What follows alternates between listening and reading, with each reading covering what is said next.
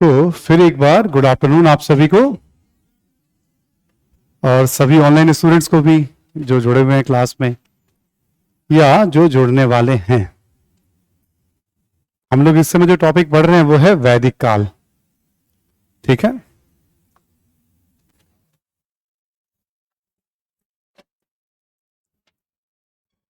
और वैदिक काल जब हम अध्ययन कर रहे थे हमने आपको बताया कि देखो इसको दो हिस्सों में बांट कर पढ़ते हैं, ऋग्वैदिक काल और लेटर वैदिक या उत्तर वैदिक काल। विभाजन का आधार क्या है? जब हम वैदिक काल पढ़ते हैं तो किस क्षेत्र का इतिहास पढ़ रहे हैं हम, है ना? यानी जो भौगोलिक ज्ञान है उसकी भी बात हम लोगों ने की थी यहाँ पे। ऋग्वैदिक काल में किस क्षेत्र का इतिहास पढ़ रहे हैं और उत्तर वैदिक काल में हम किस क्षेत्र का इतिहास पढ़ रहे हैं। ऋग्वैदिक काल हमें अफगानिस्तान, पाकिस्तान का एक बड़ा हिस्सा और अपना पंजाब, हरियाणा, पश्चिमी उत्तर प्रदेश तक, इन क्षेत्रों के बारे में ऋग्वेद में उल्लेख मिलता है। बट सबसे ज्यादा जो उल्लेख मिलता है वो है पाकिस्तान, 7 नदियों के बारे में, सरस्वती से लेकर सिंधु नदी तक, मतलब सर्वाधिक इलाका पाकिस्तान में आता है। तो सर्वाधिक उल्लेख जो पता चलता है कि वो पाकिस्तान वाले एरिया में सारा डेवलपमेंट है। उत्तर वैदिक काल में हमने जैसे सदानीरा, रेवोत्तरा, बिहार, बंगाल के जनपद, इन सब का कुछ मैंने उल्लेख किया था। जाते जाते क्लास में हमने कहा चलो आगे बात कर लेंगे हम।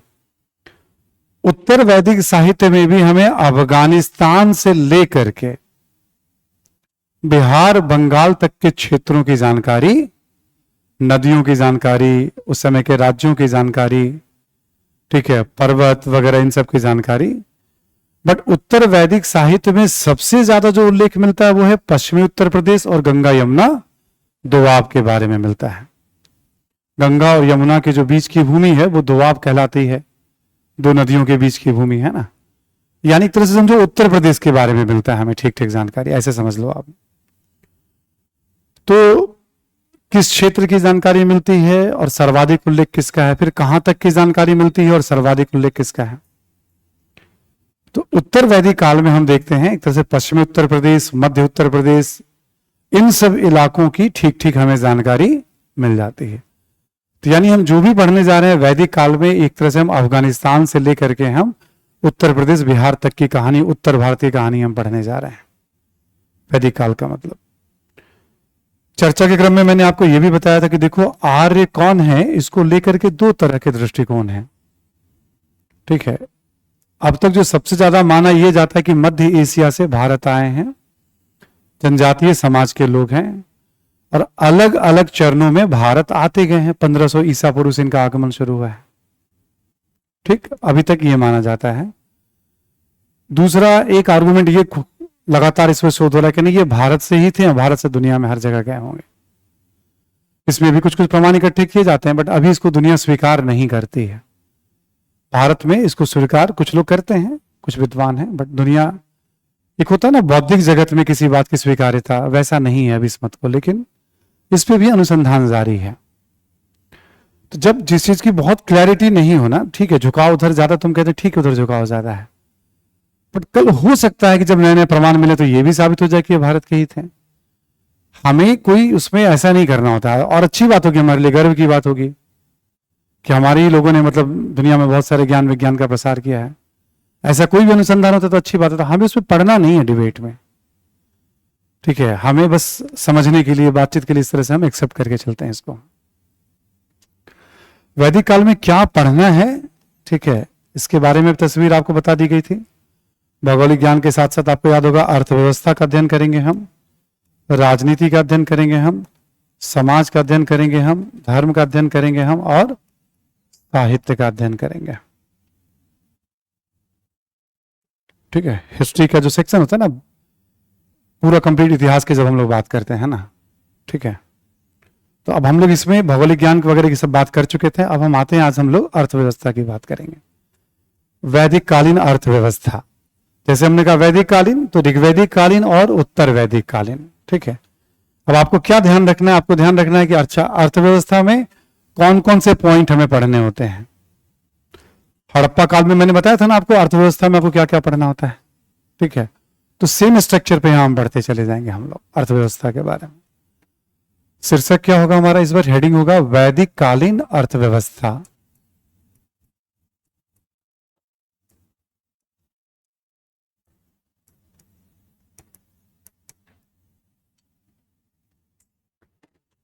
और इसमें सबसे पहले हम पढ़ने वाले हैं हम लोग ऋग्वैदिक अर्थव्यवस्था के बारे में।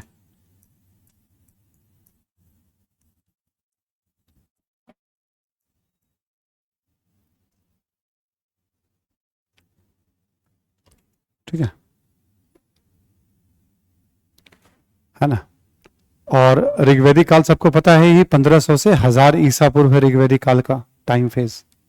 ठीक है, अब अर्थव्यवस्था में आपको याद होगा हम लोग पढ़ते हैं पशुपालन, कृषि, है ना, शिल्प, व्यापार, परिवहन, साथ ही साथ हो जाता है सिक्के, और मोटे तौर पे इन बातों को देखते हैं।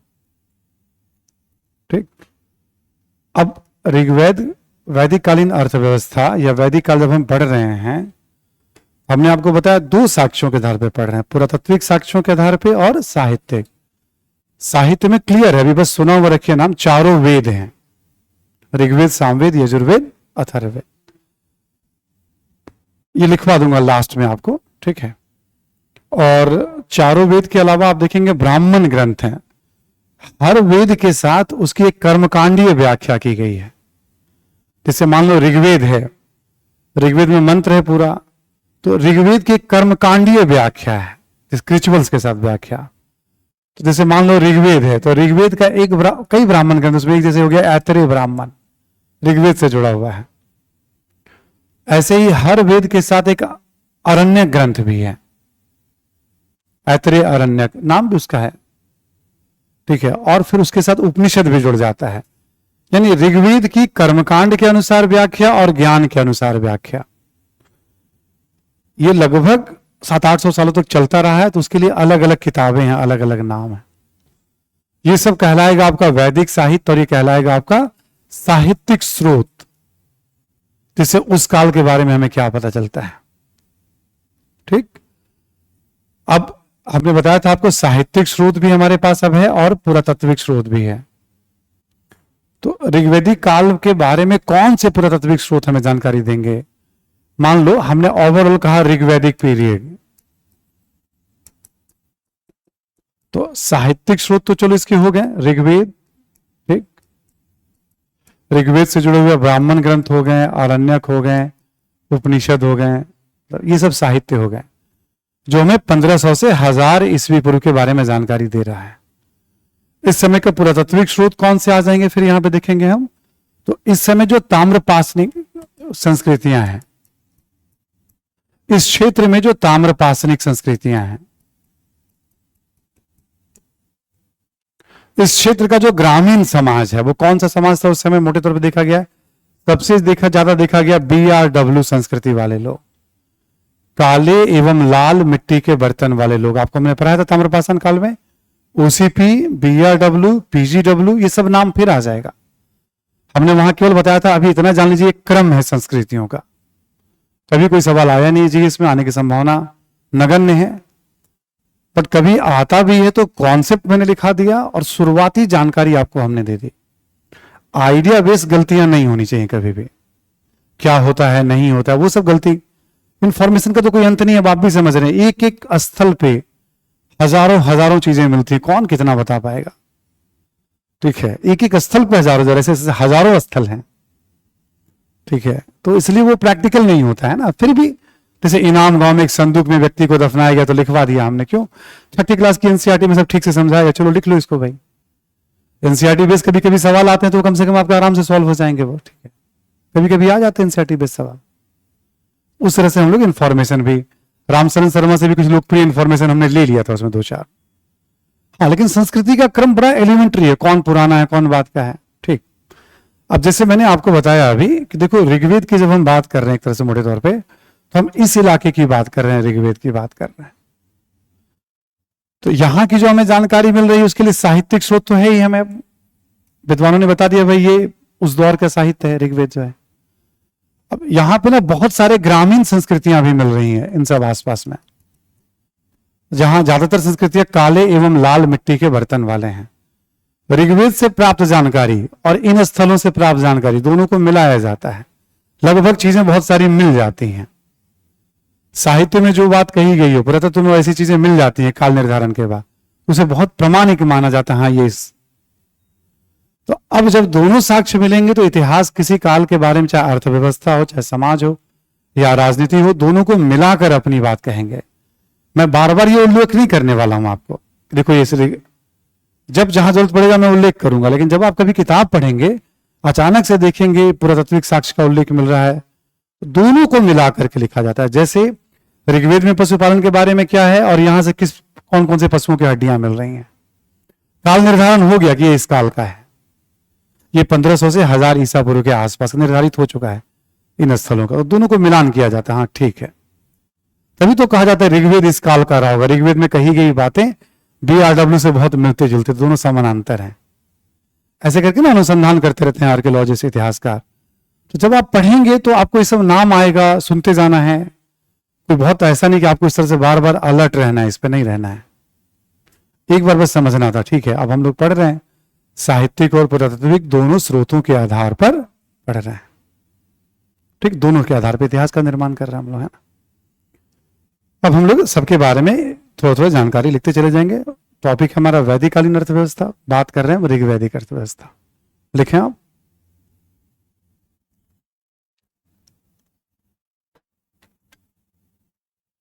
पहला पॉइंट लिखें आपकी, ऋग्वेद में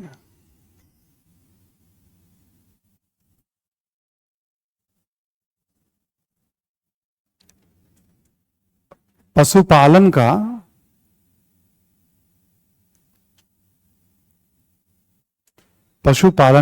कृषि की तुलना में अधिक उल्लेख है।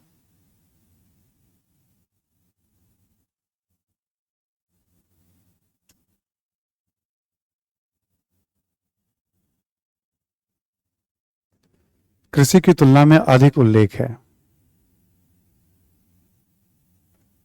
ठीक, लिखें संभवतः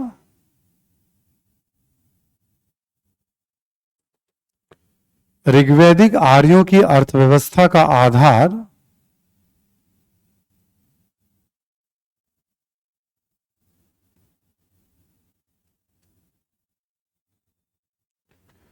ऋग्वैदिक आर्यों की अर्थव्यवस्था का आधार पशुपालन था।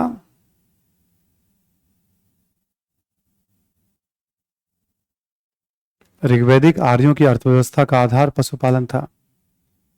ठीक, जैसे मान लो ऋग्वेद है, अब उसमें कृषि का मतलब कुल 24 या 24 बार के आसपास उल्लेख है, और पशुपालन का बहुत है, अलग अलग पशुओं का उल्लेख। केवल गाय का 176 बार उल्लेख है, बाकी पशुओं का ज्यादा उल्लेख है खेती की तुलना में। तो ऐसा माना जाता है कि ऋग्वैदिक समाज का जो लोग थे वो पशुपालन उनके लिए ज्यादा महत्व। तो ताम्रपाषाण काल या नवपाषाण काल में खेती उतना महत्व नहीं रख रहा था, खेती का ज्ञान था, उनके जीवन में पशुपालन का ही महत्व ज्यादा। बकरी है यदि मान लो, मुर्गी पालन है, तो उनका जीवन ज्यादा सुरक्षित है, क्योंकि उसको आप बचा सकते हो, रख सकते हो। फसल का तो भरोसा है नहीं, कोई पशु नुकसान पहुंचा जाए, बारिश नुकसान पहुंचा जाए, बाढ़ नुकसान, कुछ भी नुकसान पहुंचा जाए। तो पशुपालन व्यवहार में ज्यादा महत्व रख रहा है नवपाषाण और ताम्रपाषाणिक समाज में। कृषि सपोर्ट की भूमिका अदा कर रहा है। ठीक, पशुपालन का ज्यादा महत्व रहा होगा ऐसा माना जाता है। इसी में लिखें आप, पशुओं में गाय का सर्वाधिक उल्लेख है। पशुओं में गाय का सर्वाधिक उल्लेख है।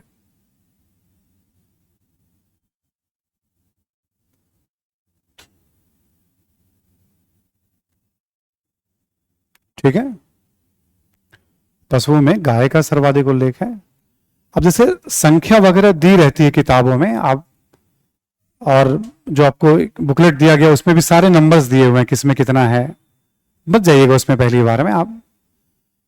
ठीक है, लेकिन जैसा हमने आपको पहले भी समझाया था कि जब मैं पढ़ा देता हूं फिर किताब पढ़ते हैं, बार बार सामने आकर तो नंबर्स भी कभी कभी याद हो जाते तो हो जाने दीजिए आप।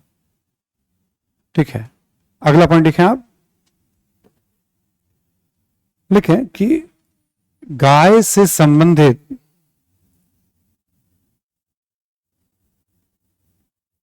समाज में कई शब्द प्रचलित थे।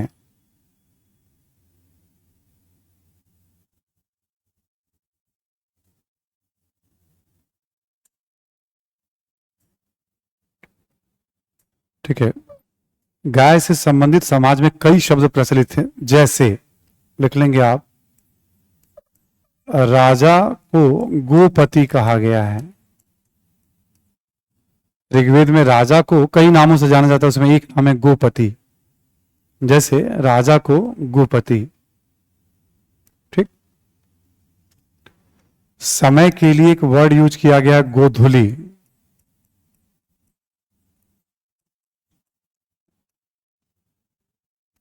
गोधूली, समय के लिए एक वर्ड यूज किया गया गोधूली। कभी कभी नोटिस करेंगे कि जहां ग्रामीण समाज में सूर्यास्त होते थे, आप देखिएगा पशु को कहीं चराने के लिए आप ले जाइए, वो वापस अपने घर की तरफ लौटना शुरू, एक नेचुरल साइकिल बना हुआ है। सूर्योदय से पहले उड़ जाएंगे वो, सूर्यास्त के साथ वापस अपने घर की तरफ आना। तो जब गायें लौटती हैं अपने घर की तरफ तो धूल उड़ाते हुए चलती हैं, तो उस समय को आज भी गोधूली प्रहर कहा जाता है। बहुत सारे समाज में कहा जाता है, पूर्वांचल में, बिहार में शब्द का तो खूब उपयोग किया जाता है गोधूली का। ठीक है, गोधूली बेरा है, गोधूली समय है, ऐसे करके शब्द का खूब उपयोग किया जाता है ना।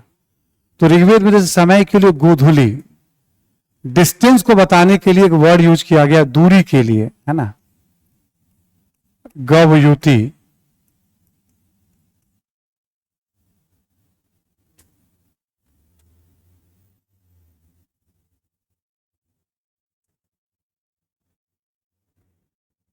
ठीक, ऐसे बहुत सारे शब्द हैं गाय से संबंधित जो आज भी जीवन में चलते हैं या उस समय प्रचलित हैं। तो ये बताता है कि ऋग्वेद में पशुपालन का महत्व था और पशुओं में गाय का तो विशेष महत्व था।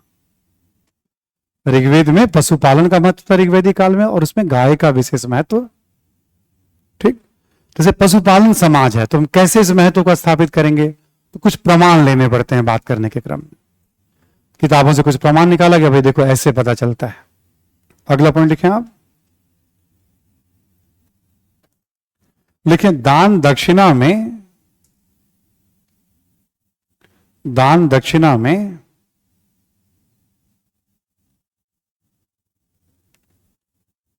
गाय दान या गौ दान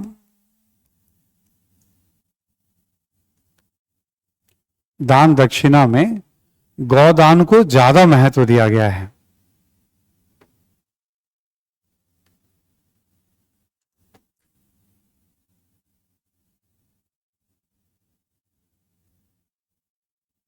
ठीक है, ज्यादा महत्व दिया गया है दान दक्षिणा में। जैसे भूमि दान का उल्लेख नहीं है, अनाज के दान का रेयर उल्लेख है।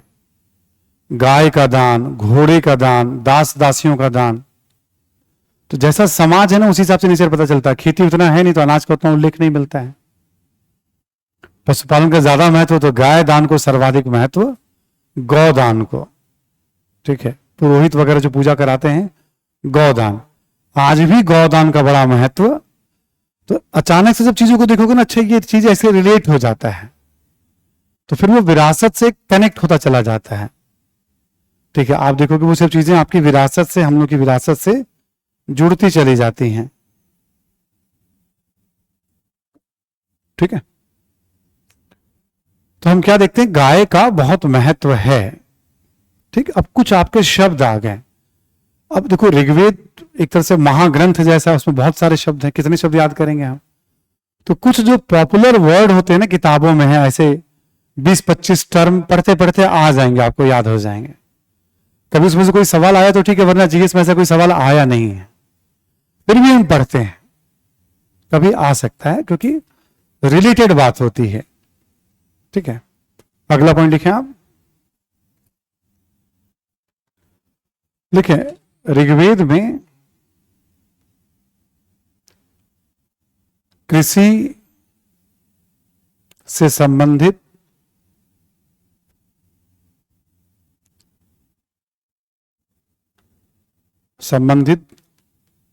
सभी प्रक्रिया की जानकारी मिलती है।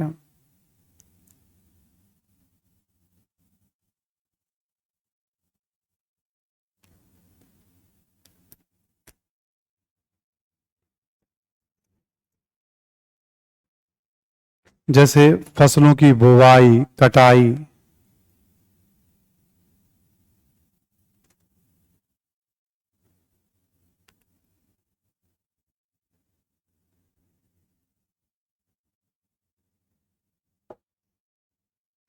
ठीक है, उसमें दिया हुआ है फसल को कब बोया जाए, कब काटा जाए, मौसम का कैसे ध्यान रखा जाए, सिंचाई कैसे होती है ना, पूरी प्रक्रिया का उल्लेख है उसमें। बट हमने क्या कहा था, पशुपालन की तुलना में कम उल्लेख है, ठीक, पूरी प्रक्रिया का उल्लेख है। इसी में लिखें आप सिंचाई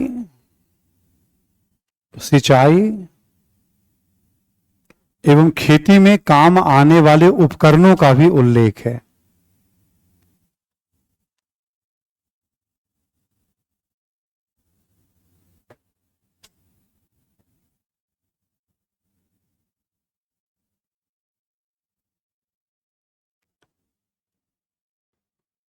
खेती में काम आने वाली उपकरणों का भी उल्लेख है।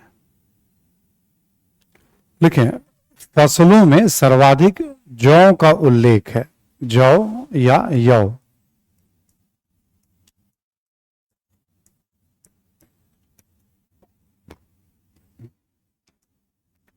जौ या यौ, ठीक है। बार्ली जो होता है फसलों में सर्वाधिक ऋग्वेद में जौ का उल्लेख मिलता है ना। यहां लिखें आप, लिखें आर्थिक गतिविधियों में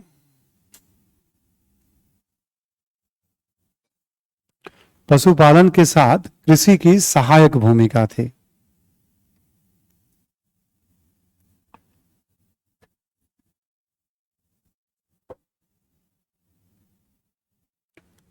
आर्थिक गतिविधियों में, ठीक है ना, पशुपालन के साथ कृषि की सहायक भूमिका थी, सहायक भूमिका थी।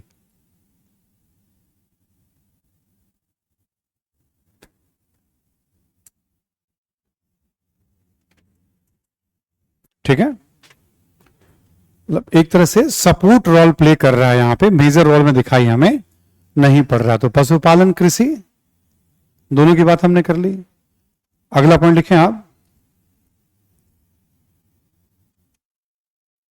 नेक्स्ट पॉइंट लिखें कि ऋग्वेद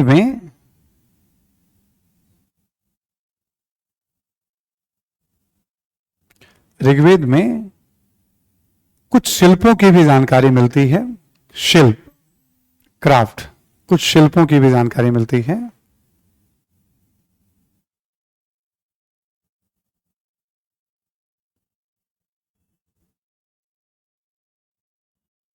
लिखें आप, जैसे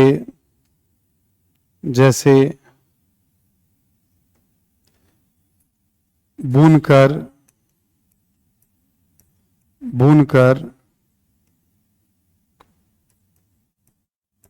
कुम्हार, बर्तन वाला जो हो गया, शिल्पकार हो गए बेसिकली ये। कुछ शिल्पकारों की भी जानकारी मिल रही है, जैसे बुनकर, कुम्हार, रथकार, रथ बनाने वाले,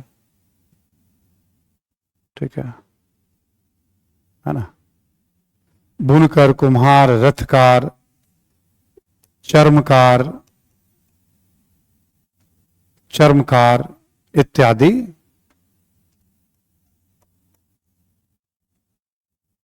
ठीक है। हाँ, चर्मकार चमड़े पे काम करने वाले, हाँ ठीक है। बुनकर कपड़ा बुनने वाले, कुम्हार बर्तन बनाने वाले, रथकार रथ पे काम करने वाले, चर्मकार चमड़े पे काम करने वाले इत्यादि। इसी में लिखें आप, तांबे का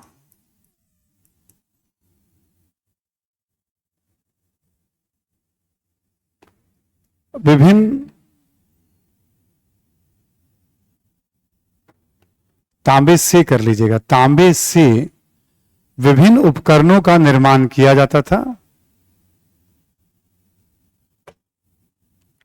विभिन्न उपकरणों का निर्माण किया जाता था।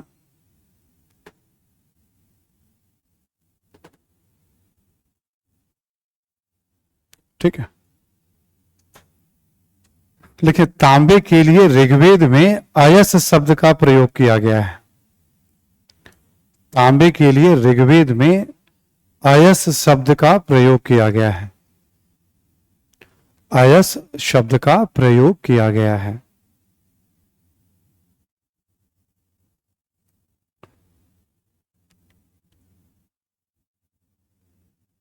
ठीक है, तो क्या हुआ, कुछ शिल्पकारों की जानकारी मिल रही है, कुछ शिल्पों की जानकारी मिल रही है ना, बर्तन वगैरह की जानकारी इस समय, जैसे काला एवं लाल मृदभार है ना, इस समय का बर्तन जो मिल रहा है हमें, इस तरह की पुष्टि जो है ना वो ताम्रपाषाणिक स्थलों से भी होती है कि हाँ ये सब चीज रहे होंगे। ऋग्वेद से भी होता है और पुरातात्विक साक्ष्यों से भी होता है। इस तरह के शिल्प उस समय समाज में प्रचलित थे। तो ये जरूरतों को पूरा करने वाला शिल्प है। समाज जो है इस समय का समाज, जो इनकी अर्थव्यवस्था है वो एक तरह से खाना बदोश जीवन है इनका। पशुपालन चूंकि अर्थव्यवस्था का आधार है, तो जहां बेहतर चारागाह होगा वहीं रहेंगे। ठीक, चारागाह मान लो समाप्त हो गया किसी कारण से, वहां पे पशुओं को चारा नहीं है, तो वहां से किसी दूसरी जगह शिफ्ट कर जाएंगे जहां उन्हें बेहतर मौका मिलेगा। ठीक है, पशुपालन समाज में ऐसा होता है ना। अगला पॉइंट लिखें आप,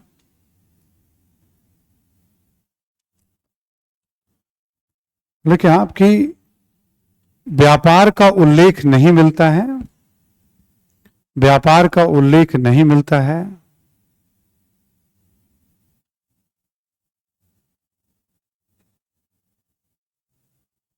हालांकि घोड़ा, बैल, रथ इत्यादि का उल्लेख मिलता है।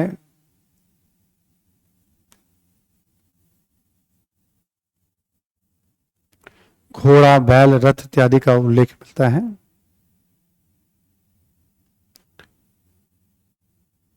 इन पशुओं की परिवहन में भूमिका रही होगी।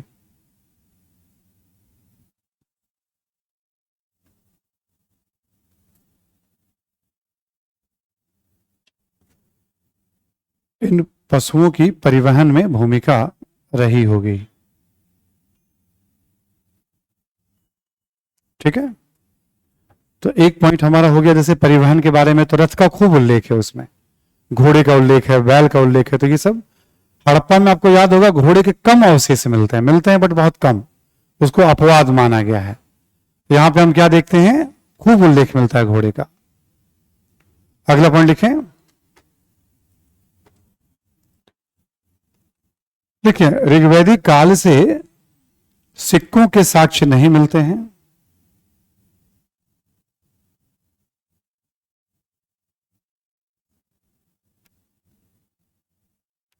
ऋग्वैदिक काल से सिक्कों के साक्ष्य में नहीं मिलते हैं, और ना ही शहरी बस्तियों के साक्ष्य मिलते हैं।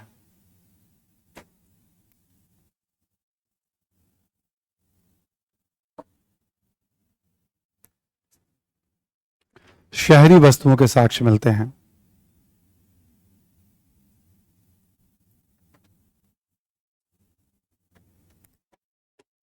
ठीक है, शहरीकरण के भी साक्ष्य नहीं मिलते हैं, सिक्कों के भी साक्ष्य नहीं मिलते हैं ना। इस तरह के एक सिचुएशन यहां पे हमें दिखाई पड़ता है जब हम ऋग्वैदिक अर्थव्यवस्था की बात करते हैं तो। ठीक है, एक पॉइंट और लिख लें आप, ऋग्वैदिक अर्थव्यवस्था को, ऋग्वैदिक अर्थव्यवस्था को निर्वाह अर्थव्यवस्था,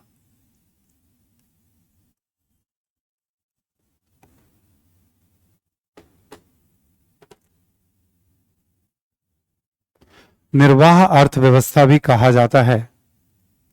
निर्वाह अर्थव्यवस्था भी कहा जाता है। ऋग्वैदिक अर्थव्यवस्था को निर्वाह अर्थव्यवस्था भी कहा जाता है।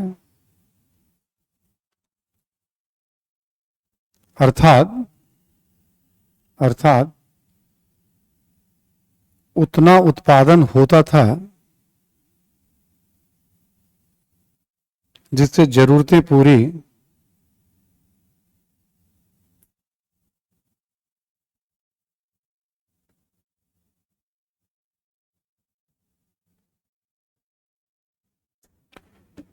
जिससे जरूरतें पूरी हो पाती थी।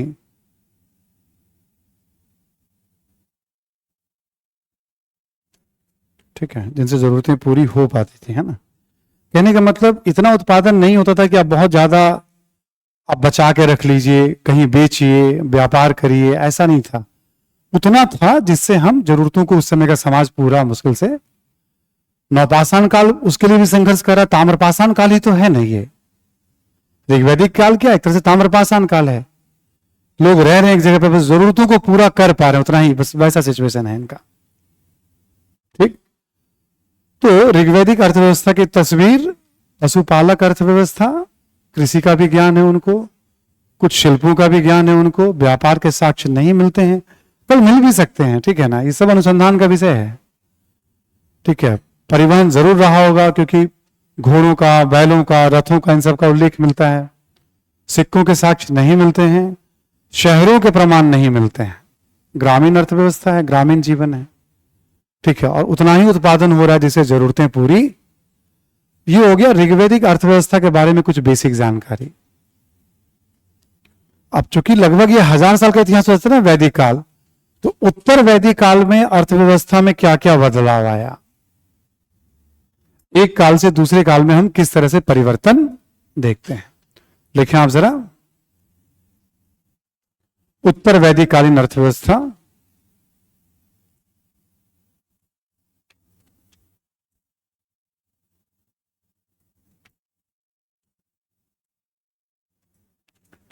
उत्तर वैदिक कालीन अर्थव्यवस्था।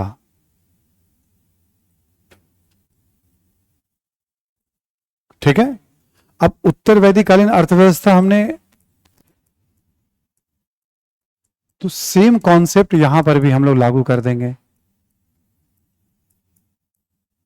ठीक है, जैसे अभी हमने देखा ना, कृषि, पशुपालन, सेम पॉइंट, शिल्प, है ना, व्यापार,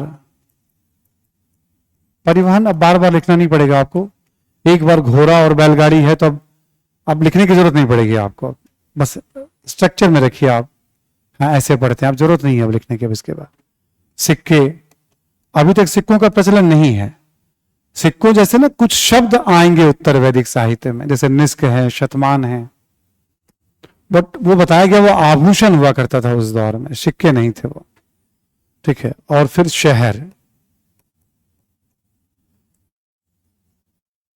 अब उत्तर वैदिक काल में क्या चेंज हुआ था, आपको याद होगा, हम लोगों ने उल्लेख किया था आपसे भी बातचीत के क्रम में। उत्तर वैदिक काल में आप देखोगे गंगा घाटी वाले क्षेत्र में ये इलाका थोड़ा उपजाऊ इलाका है, मिट्टी उपजाऊ है। एक तो नए क्षेत्र में शिफ्ट करते हुए दिखाई पड़ रहे हैं ये लोग, और दूसरा इस समय लोहे का ज्ञान है जो टर्निंग पॉइंट है।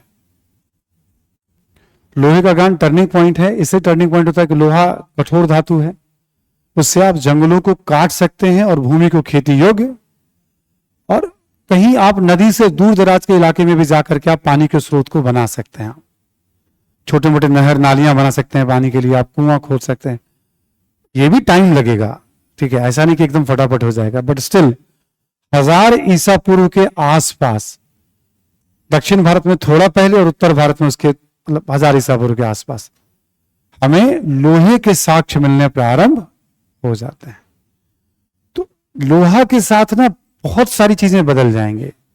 लोहा के ज्ञान से खेती अच्छी हो सकती है, जंगलों को काटा जा सकता है, युद्ध के तौर तरीके बदल जाएंगे। जिनके पास लोहा होगा वो राज्य काफी मजबूत हो जाएगा, ये वो जिनके पास लोहा पर नियंत्रण होगा।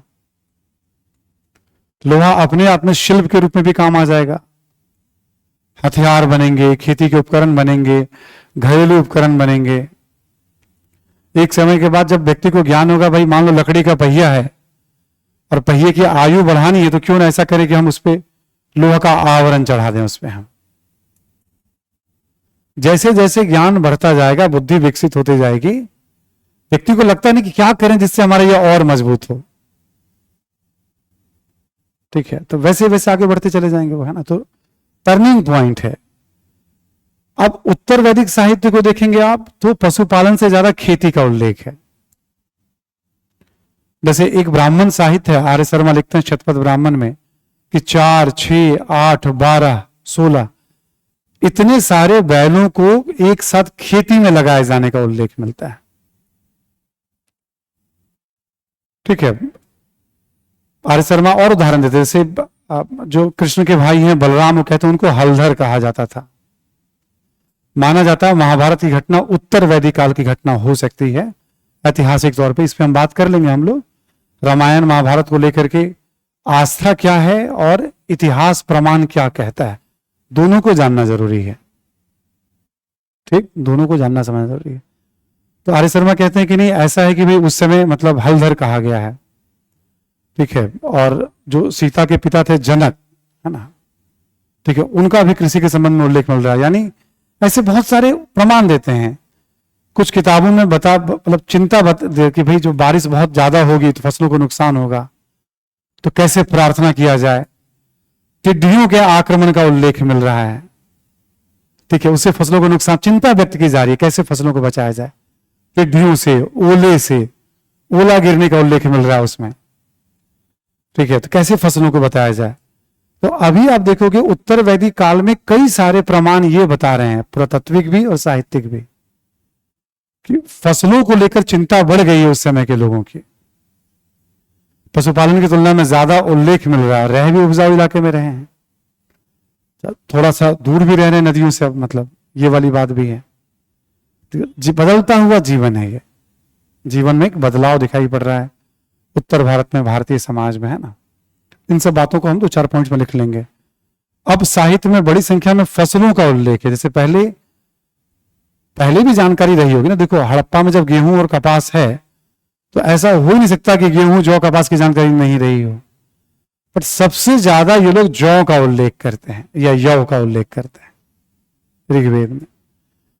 बट उत्तर वैदिक काल में जौ के साथ साथ आप देखोगे तो गेहूं का, चावल का, इन सब फसलों का भी उल्लेख खूब मिलने लगता है। सबके नाम दिए जाते हैं। जितने टर्म और जितने नाम हैं इस तरह के वैदिक नाम, ठीक है, आपको जो हैंडआउट दिया गया बुकलेट उसमें सारा का सारा मेंशन किया हुआ है। बट पहली नजर में जितने तरह के टर्म चलते हैं, मतलब ठीक, पहली नजर में मैं आपको बार बार कहता हूं, बहुत लंबी यात्रा की छोटी शुरुआत हुई है। किसी भी चीज को बोझिल नहीं बनाना। आपको लगेगा हम ये क्यों नहीं पढ़े या हम ऐसा क्यों पढ़ रहे हैं, उसका बहुत बड़ा आधार होता है 20, 30, 40 वर्षों का प्रश्न, यूपीएससी का सिलेबस। फिर जैसे ये हम सोच सकते हैं ना बहुत आराम से कि एक हड़प्पा में 10,000 इंफॉर्मेशन मिले हैं, तो बच्चों को नहीं पढ़ना चाहिए उस तरह से, मतलब जिसमें वो एकदम से पागलपन वाली अवस्था में पहुंच जाए। इसीलिए कुछ किताबों की कुछ बातों को पढ़ लिया जाता है। चलो कुछ प्रमुख प्रमुख बातें हम जान लेते हैं। मतलब बच्चों को क्या होता है, जहां से इंफॉर्मेशन दे दो, ठीक है, तो वो पढ़ना शुरू कर देते हैं। तो ये जो अनुभव आप में और कोई शिक्षक यदि पढ़ा रहा, जो अनुभव का अंतर होता है, तो सिलेबस की जानकारी, पीवाईक्यू की जानकारी, ठीक है, कुछ व्यवहारिक समझ की कैसे पढ़िए, प्लस ये हमेशा पता है कि आपको बहुत पढ़ना है भाई, बहुत ज्यादा पढ़ना है भाई आपको। फिर क्या हमें बाकी चीजें पढ़नी चाहिए जो जिस अतिरिक्त चीजों की हम बात करें, जैसे मान लो हैंडआउट्स में दिया हुआ है, किताबों में भी आर्य शर्मा में भी बहुत कुछ लिखा हुआ है, उतना भी नहीं पढ़ाने वाले हैं आपको हम। जितने इन्फॉर्मेशन उसमें दिए हुए वो सबकी जरूरत नहीं है। उसका भी एक रीजन है कि जैसे हमने प्रारंभिक परीक्षा के लिए भी करीब 3-1 साल ऑप्शनल पढ़ाए हैं, 10-11 साल हमने तो मेंस पढ़ाया है। फिर पीटी वाला सिलेबस चेंज हो गया था, सीसेट आ गया था, तो हिस्ट्री ऑप्शनल के भी बहुत सारे अनुभव हैं हमारे पास। हम लोग जब एग्जाम देते थे तो ऑप्शनल पेपर हुआ करता था, सीसेट नहीं हुआ करता था, ऑप्शनल से एग्जाम देते थे पीटी। सर्वाधिक रिजल्ट पीटी में मतलब वो अलग तरीका हुआ करता था।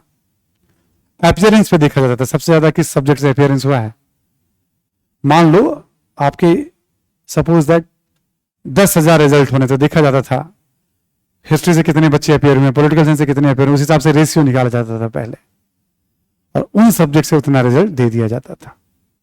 तो ऑप्शनल में भी क्योंकि उसी जमाने में इस तरह की बातें पढ़ाई जाती थी, या हम लोग भी जब पढ़ाते तो ये सब पढ़ाते थे, सभा का कितनी बार उल्लेख, समिति का कितनी बार उल्लेख, विदत का कितनी बार उल्लेख, ठीक है, गाय का, जन का, विष का, ये सब बातें मतलब पढ़ते रहे हम लोग भी।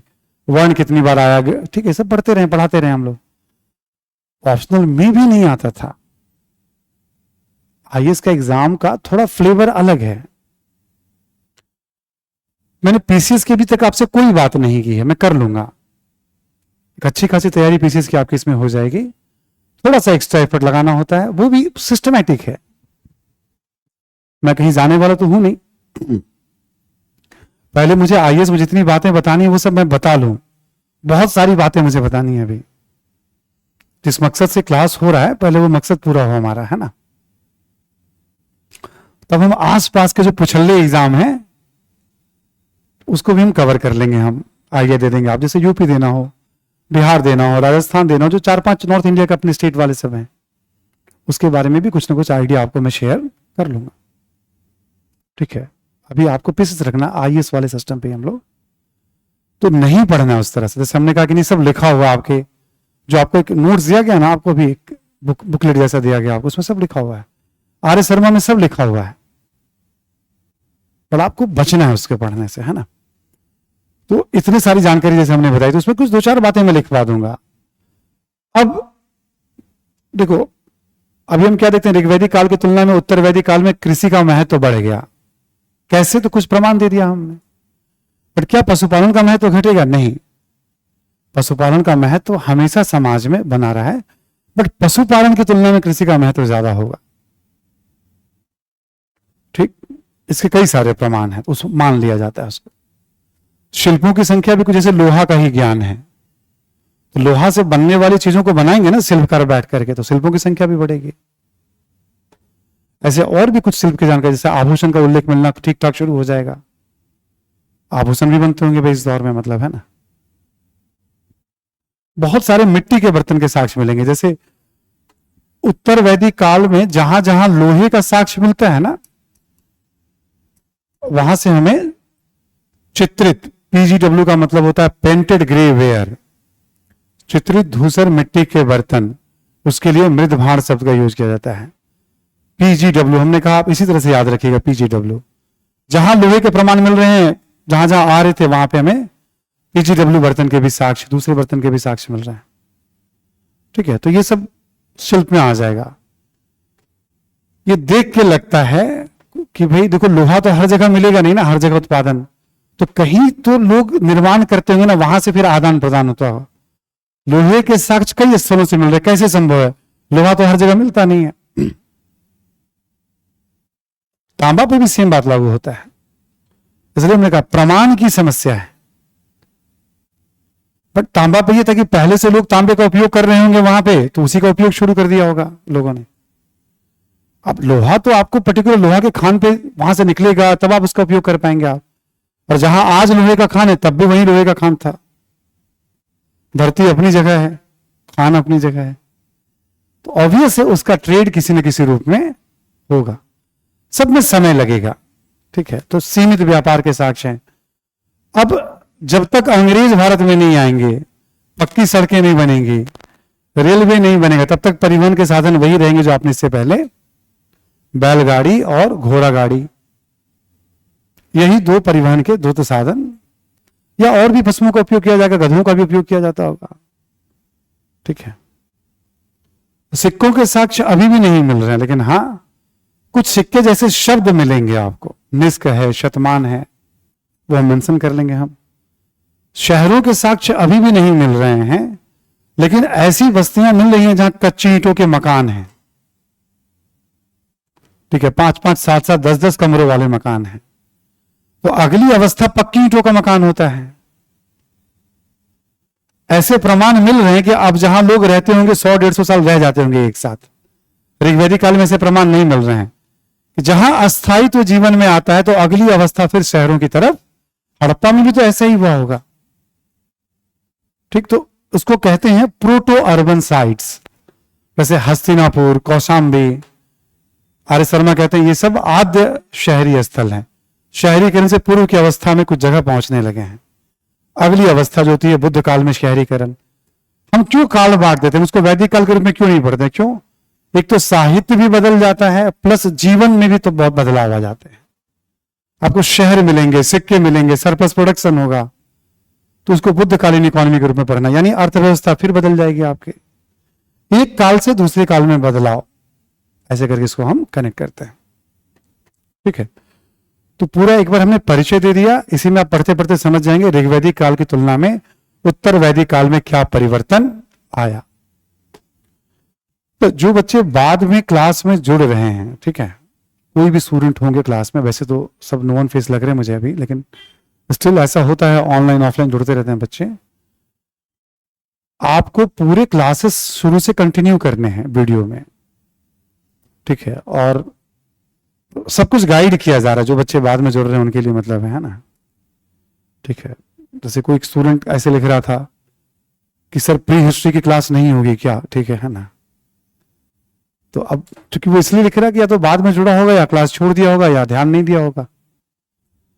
ठीक है, क्लास बाद में ऐड कर गए तब तो फिर बात अलग है, कोई बात नहीं, आप तो पूरी क्लास कर लीजिए आप, ठीक है ना। Pre history, proto history, history जैसे शब्दों पे हम बात कर चुके हैं, और भी बात करते रहेंगे हम बीच बीच में, है ना। क्लास करिएगा, क्लास की जो स्पीड है पढ़ाने की, औसत स्पीड है, औसत कहने का मतलब बहुत स्लो नहीं रख रहा हूं मैं, क्योंकि बहुत सारी बातें समझानी है, और एकदम से एग्जाम में कल नहीं बैठने जा रहे हैं आप, ठीक है। तो चूंकि धीरे धीरे स्ट्रक्चर बनाना है आपके दिमाग में। क्लास में हम 2 घंटे हैं, तो 2 घंटे लगभग हम लोग टॉपिक पे ही बात कर रहे हैं, ठीक। क्योंकि एक तो होता है प्रश्नों को सीधे सीधे, बट समझना बहुत जरूरी होता है, क्योंकि समझ पे आधारित जब प्रश्न आते हैं, समझ नहीं होती तो हम उत्तर नहीं लिख पाते हम, ठीक है। तो जो बच्चे बाद में ज्वाइन करते हैं बस वो इस बात का ध्यान रखेंगे, है ना। क्लास पूरा कर लें धीरे धीरे करके, ज्यादा क्लासेस अभी नहीं हुआ है, ठीक है, 1 बाय 1 करके। और जो क्लास कर भी रहे हैं ना, वो भी दोबारा रिपीट करिए, आपको समझने में कहीं कठिनाई है, कुछ भी लग रहा है आपको, क्लास नोट्स पढ़िए। हमने तरीका क्या बताया क्लास के बाद, 3-4 स्टेज हमने बताए हैं। एक स्टेज है डिटेल सिनॉप्सिस बनाइए, बीच में कभी मैं बना के फिर दिखा दूंगा अभी आपको मैं, हमने अब तक क्या क्या पढ़ा। किसी दिन 15 मिनट में ना सारा टॉपिक रिवीजन करा दूंगा मैं आपको, टारगेट पहले दे दूंगा, थोड़ा 1-2 टॉपिक और हो जाए तो बीच में थोड़ा अच्छा खासा मसाला होगा, फिर एक टेस्ट भी कंडक्ट करा देंगे आपका हम। पहले ऑब्जेक्टिव करा देंगे हम आपका टेस्ट, इस वीकेंड तक हम प्लान कुछ सोचते हैं करते हैं, फिर हम तब तक हमारा 1-2 टॉपिक और कवर हो चुका होगा। आपके पास भी होंगे कि हाँ 50 क्वेश्चन योग्य मसाला है आपके पास अब, जिससे आप भोजन बना सकते हैं, है ना। उससे थोड़ा पता चलेगा आपको कि क्या मेथड और हमको याद रखने में। तुरंत अगले वीकेंड पे उसी टॉपिक पे मैं सब्जेक्टिव करा दूंगा एक टेस्ट आपका, ठीक है, सिंपल लेवल 1 के सवालों पे, ताकि आप लिखने की आपकी थोड़ी आदत। एंशिएंट हिस्ट्री कंप्लीट होते होते पूरा एक सिस्टम आपको समझ में आ जाएगा, पीटी की तैयारी, मेंस की तैयारी, राइटिंग स्किल। जैसे आमतौर पे मैं मॉडर्न से क्लास शुरू करता रहा हूं, वहां पे भी सारी बातें बता ले जाता हूं, पहले 15 से 20 दिन में 20 डेज के राउंड लेता हूं मैं वहां पे भी, ठीक है। हिस्ट्री ही है, कहीं से शुरू कर दें, मैं मेडिवल से भी शुरू कर सकता था, मुझे कोई बहुत इशू नहीं। बस 1-2 क्लास में कठिनाई आपको आती शुरू में, वो मेरा काम होता है समझाना, उसके बाद कठिनाई भूल जाएंगे आप। उस विश्व इतिहास से शुरू इसलिए नहीं करते हैं, विश्व इतिहास बहुत डायनेमिक है, मुझे कोई समस्या नहीं है पढ़ाने में, ठीक है। डायनेमिक मतलब बहुत सारे देशों का इतिहास, यहां वहां की बातें होती हैं। थोड़ा आप अखबार पढ़िए, थोड़ा ज्योग्राफी जानिए, मॉडर्न इंडिया जानिए, पढ़ते पढ़ते आप इतना परिपक्व होने लगते हैं, तब विश्व इतिहास पढ़ते हैं तो आप काफी चीजों को रिलेट। वरना इंडियन हिस्ट्री का तो कोई भी सेक्शन बहुत आसान है। अभी हम क्या कर रहे हैं, टॉपिक है, टॉपिक में गिनती कर दे रहे हैं, एक एक करके मैं आपको लिखवा दे रहा हूं, कौन सा बहुत इसमें अनावश्यक तथ्यों से बचा रहा हूं, क्यों, तो ये मैं समझा भी रहा हूं बीच बीच में। अब आप जितना मैं बताया हूं, इस पे 3-4 गुना इंफॉर्मेशन ज्यादा आपको जो बुकलेट दिए गए हैं उसमें है। कोई अति उत्साह में आ गया तो पढ़ना शुरू कर देगा, सब याद करना शुरू कर देगा। मैं कह रहा हूं संयम रखिए, मत करिए वैसा काम, अभी आपके पास है, रखिए संभाल के उसको, आपको बहुत कुछ सीखना है अभी, ठीक। कुछ बच्चे संयम रखेंगे, कुछ नहीं रखेंगे, कोई बात नहीं, ठीक है, निर्णय आपको भी लेना है ना। मैं तो जो बेस्ट होगा वही बताऊंगा आपको, क्या करिए आप, ठीक है। तो हम अभी टेस्ट की तरफ भी आगे बढ़ जाएंगे अब हम लोग, ठीक है। चौथा टॉपिक है, 5वां बुद्ध काल भी हमारा हो जाएगा। बुद्ध काल भी एक बड़ा टॉपिक है हमारा, 10 टॉपिक में 5 टॉपिक हो गए तो हम एक 50 क्वेश्चन का एक हम टेस्ट कंडक्ट करा लेंगे हम।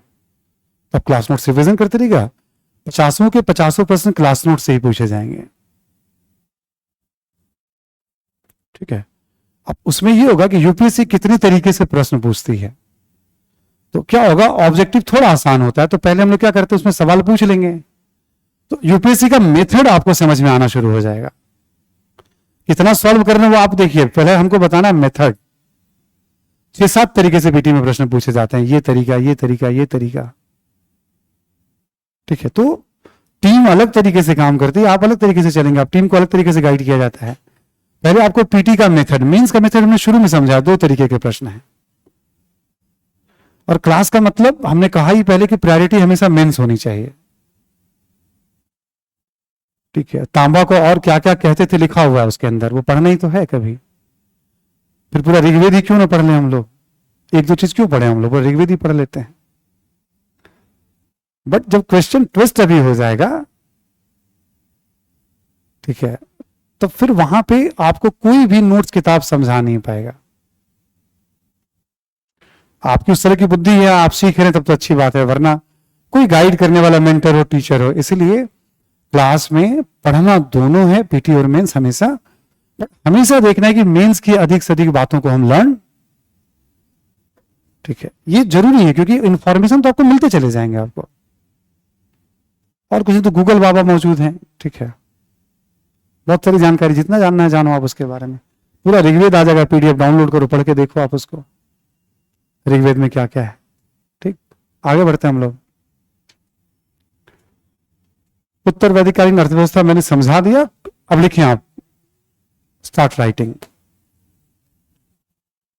लिखिए आप कि उत्तर वैदिक साहित्य में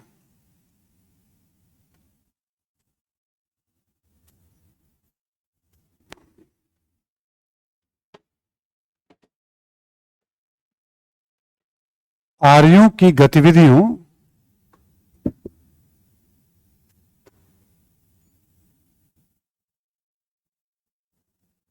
का केंद्र आर्यों की गतिविधियों का केंद्र पश्चिमी उत्तर प्रदेश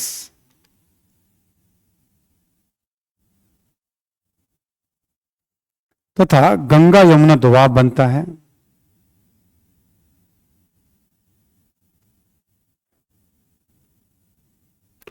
गंगा यमुना दोआब बनता है। लिखिए 1000 ईसा पूर्व के आसपास गंगा यमुना दोआब बनता है। दोआब इसी में लिखेंगे 1000 ईसा पूर्व के आसपास।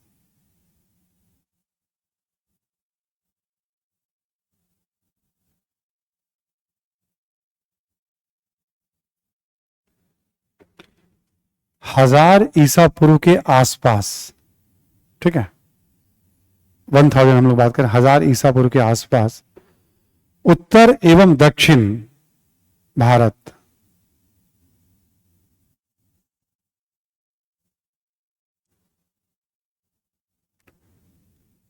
से लोहे के साक्ष्य भी मिलने लगते हैं।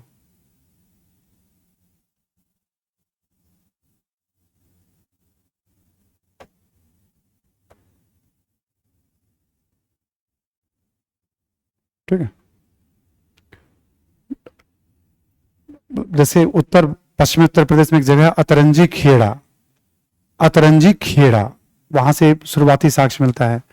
कर्नाटक में एक जगह है हल्लूर, वहां से साक्ष्य मिलता है। लिखने की जरूरत नहीं है उसको भी, लोहे के साक्ष्य मिलने लगते हैं। इसी में लिखें आप, लोहा एवं आग के द्वारा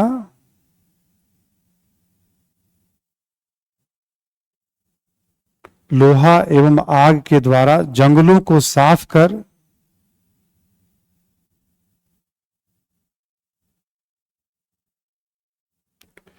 भूमि को कृषि योग्य बनाया गया होगा।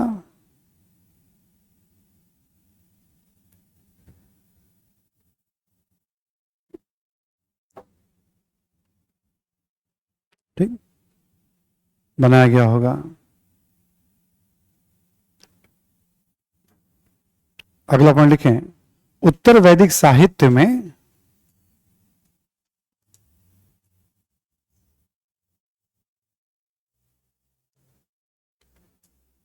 कृषि से संबंधित गतिविधियों का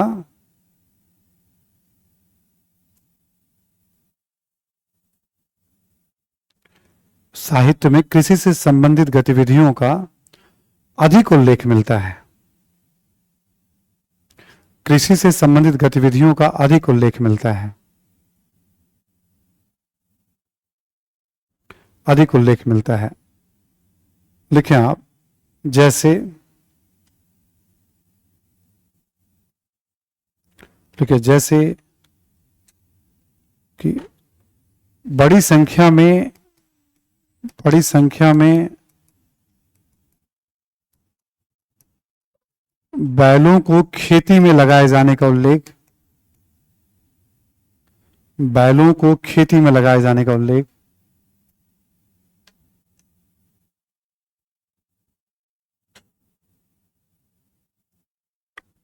कौमा,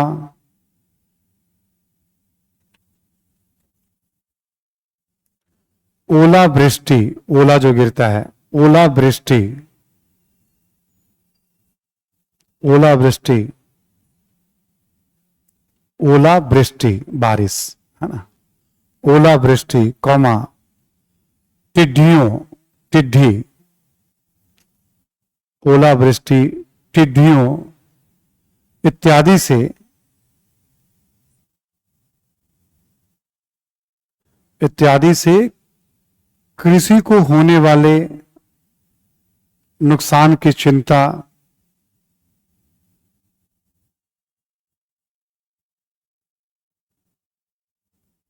नुकसान की चिंता इत्यादि।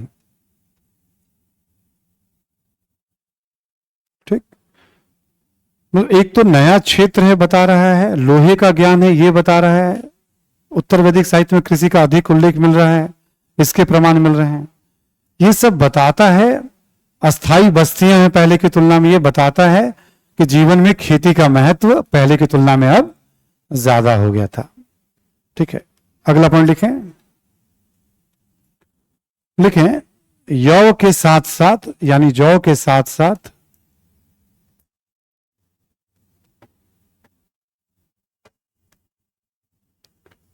चावल, गेहूं इत्यादि फसलों का उल्लेख,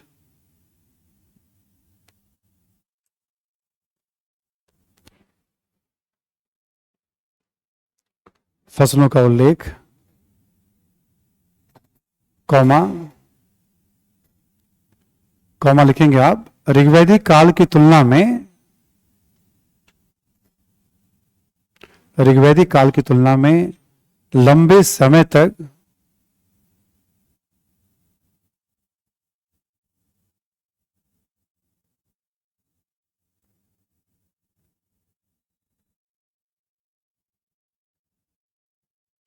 अस्तित्व में रहने वाले अस्थाई बस्तियों के साक्ष्य,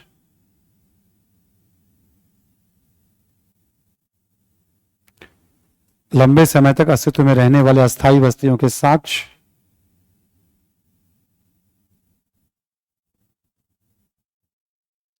अस्थाई बस्तियों के साक्ष्य इत्यादि, इत्यादि अर्थव्यवस्था में, अर्थव्यवस्था में कृषि के महत्व को रेखांकित करता है।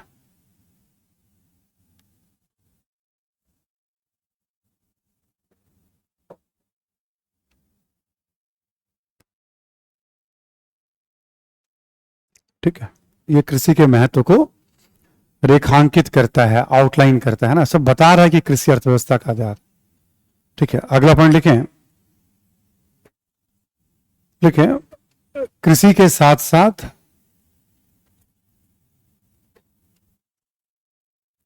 कृषि के साथ साथ पशुपालन का भी महत्व,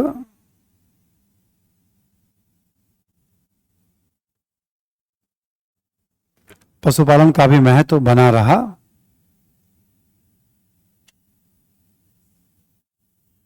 ठीक है, तो अभी क्या ऋग्वैदिक काल की तुलना में क्या चेंज आ गया, खेती ज्यादा महत्वपूर्ण हो गया, लोग एक जगह ज्यादा टिक करके रह रहे हैं, भौतिक साक्ष्य, पुरातात्विक साक्ष्य भी है और किताबों से भी इस बात की जानकारी मिल रही है, मतलब ठीक है। तो एक चेंज आ गया लंबे समय में, 500-600 वर्षों में। बट पशुपालन का महत्व हमेशा सहयोगी तौर पे रहता है, कम नहीं होता है कभी भी, आज भी कम नहीं होता है। अगला पॉइंट लिखें आप, लिखें कि इस काल में अपेक्षाकृत अधिक शिल्पों की जानकारी मिलती है।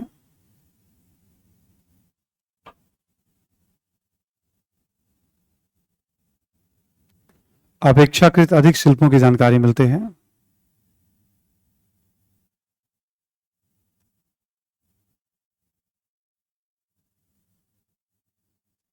ठीक है। पूर्ववर्ती शिल्प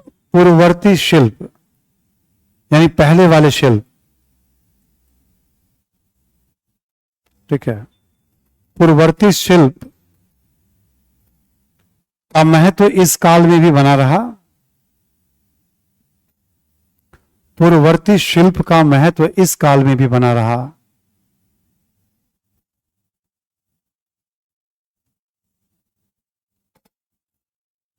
ठीक है, यानी रथकार, बुनकार, चर्मकार, ये सब महत्व।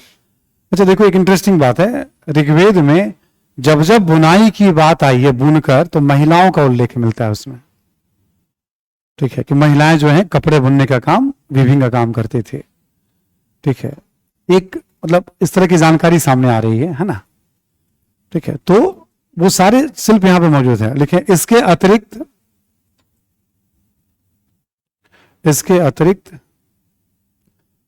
4 प्रकार के मिट्टी के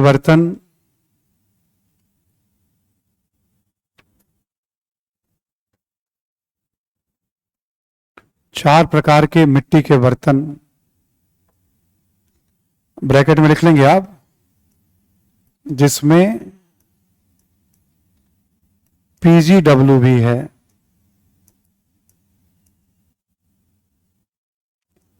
चार प्रकार के मिट्टी के बर्तन, जिसमें एक प्रकार जो है PGW का है, BRW है, ठीक है, PGW है, रेडवेयर है, ऐसे करके 4 टाइप आर.एस. शर्मा अपनी किताब में दे रहे हैं। तो हम लिखना नहीं है हमें हर मिट्टी के बर्तन, क्योंकि मिट्टी के भी बर्तन बहुत सारे होते हैं। जैसे कोई आधार हो तो हम फैक्ट्स को पकड़े हम लोग। हाँ, PGW की विशेष चर्चा होती है, ये देख के लगता है थोड़ा महंगा मिट्टी का बर्तन रहा होगा। ठीक है, तो ये ध्यान खींचता है ना, जिसमें PGW भी है ना। इसके अतिरिक्त 4 प्रकार के मिट्टी के बर्तन, कौमा,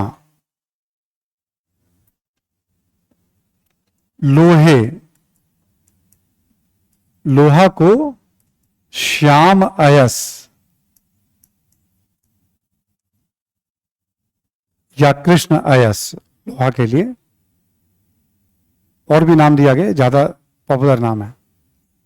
ठीक है, लोहे के विभिन्न उपकरणों के साक्ष्य लिखें आप, लोहे के विभिन्न उपकरणों के साक्ष्य,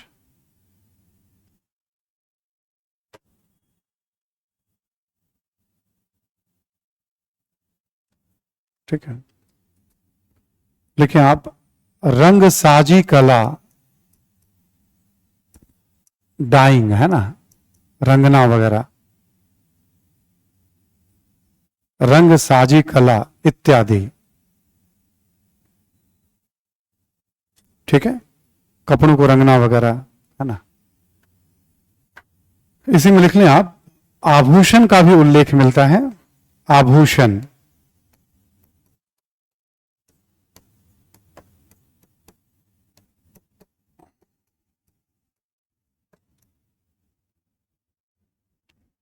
आभूषण का भी उल्लेख मिलता है। निष्क बहुत पॉपुलर शब्द था उसके लिए, है ना। बाद में सिक्कों के लिए वर्ड आएगा, बट उस दौर में आभूषण का भी उल्लेख मिल रहा है उत्तर वैदिक साहित्य में, है ना। तो ये बता रहा है कि चेंजेस तो थोड़ा आया है। कच्ची ईंटों का मकान ही बना, तो कच्ची ईंट का मकान बनाने वाले उस समय राजमिस्त्री तो होंगे जो मकान बनाते होंगे, मतलब कई कमरों वाला मकान के साक्ष्य मिल रहे हैं कई जगहों से। तो जीवन में चेंज तो आया है, तो शिल्पों की संख्या बढ़ी है, क्योंकि आप एक जगह अस्थायी तौर पर अब आप रहने लगे हैं।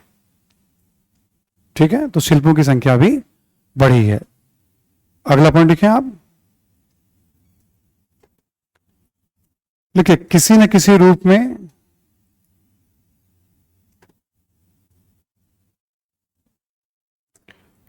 रूप में सीमित व्यापार का भी प्रचलन था,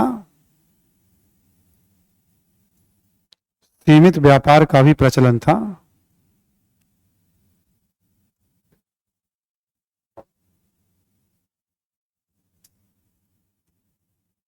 ठीक है, हमने बताया थोड़ा बहुत ये चेंजेस है, ऋग्वैदिक काल में ऐसा नहीं था, प्रचलन था। अगला पॉइंट लिखें आप, या इसी में लिख लें आप। हालांकि सिक्कों के साक्ष्य अभी भी नहीं मिलते हैं,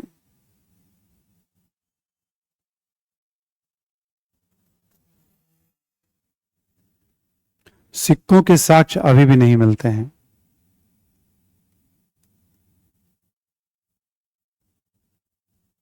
ठीक है, सिक्कों के साक्ष्य अभी भी नहीं मिलते हैं। देखो, तो फिर कैसे खरीद बिक्री होगी? तो कहा जाता है बार्टर सिस्टम, वस्तुओं की अदला बदली होती होगी। मतलब कुछ, हर समाज अपना सिस्टम तो बना ही लेता है। ठीक है, अभी देखो ना, हम लोग, आप उस दौर में हैं जहां मतलब डिजिटल करेंसी, डिजिटल पैसा, प्लास्टिक मनी, मतलब ठीक है, एटीएम कार्ड देखोगे आप, है ना, और ऑनलाइन ट्रांजैक्शन। मतलब बहुत सारे लोग तो ऐसे हैं कि कई दिनों महीनों तक कैश देखते ही नहीं है, मतलब सब कुछ वो ऑनलाइन करते हैं। अच्छा, ऑनलाइन का एक मजेदार पहलू क्या है कि अपने यहाँ जो आम सबसे निचले स्तर पे जो काम करते हैं, यदि कोई रिक्शा भी चला रहा हो, कोई ठेला भी लगा रहा हो, कोई सब्जी बेच रहा हो, सब अपने पास स्कैनर। और पिछले 10 सालों में, 8 साल में बड़ा बदलाव हुआ है, और हर कोई आपसे ऑनलाइन ट्रांजैक्शन कर लेता है। आप भी कर लेते हैं, हम लोग भी। और ठीक है, तो देखो ये भी ट्रांजैक्शन का एक रूप है ना, मतलब हम उस दौर में हैं। आज से 10 साल पहले हम लोगों ने ऐसी कल्पना नहीं की होगी कि ऐसा भी होने वाला है। ठीक है, तो वो दौर है, वस्तु विनिमय प्रणाली प्रचलित रही होगी। परिवहन के बारे में आपको लिखने की जरूरत, जब लिखना हो तो बता देना, पुराने तरीके ही प्रचलित हैं, है ना। अगला पॉइंट लिखें आप, लिखें कि हालांकि इस काल में भी शहरों के साक्ष्य नहीं मिलते हैं।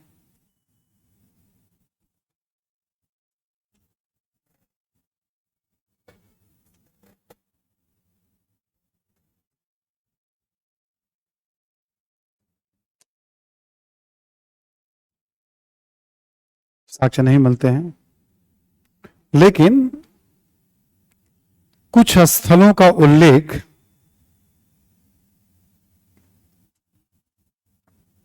कुछ स्थलों का उल्लेख आद्य, मतलब प्रोटो, आद्य शहरी स्थलों के रूप में होता है। आद्य का मतलब इंग्लिश में कहते हैं हम लोग प्रोटो, है ना, प्रोटो अर्बन साइट, आद्य शहरी स्थलों के रूप में होता है।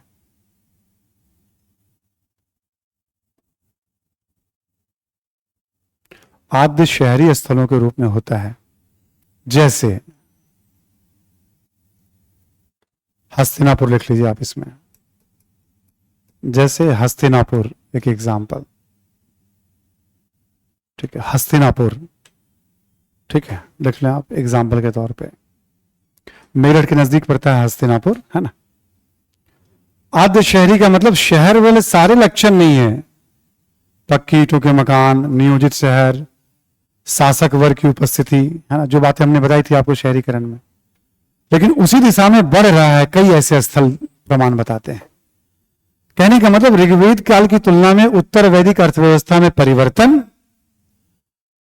अब जब हम अगली अर्थव्यवस्था पढ़ेंगे तो हम क्या देखेंगे? हम शहरी अर्थव्यवस्था, सिक्कों के साक्ष्य मिलने लगते हैं, व्यापार के साक्ष्य बड़े पैमाने पर मिलते हैं, शिल्पों की संख्या बहुत ज्यादा है, अधिशेष उत्पादन हो रहा है।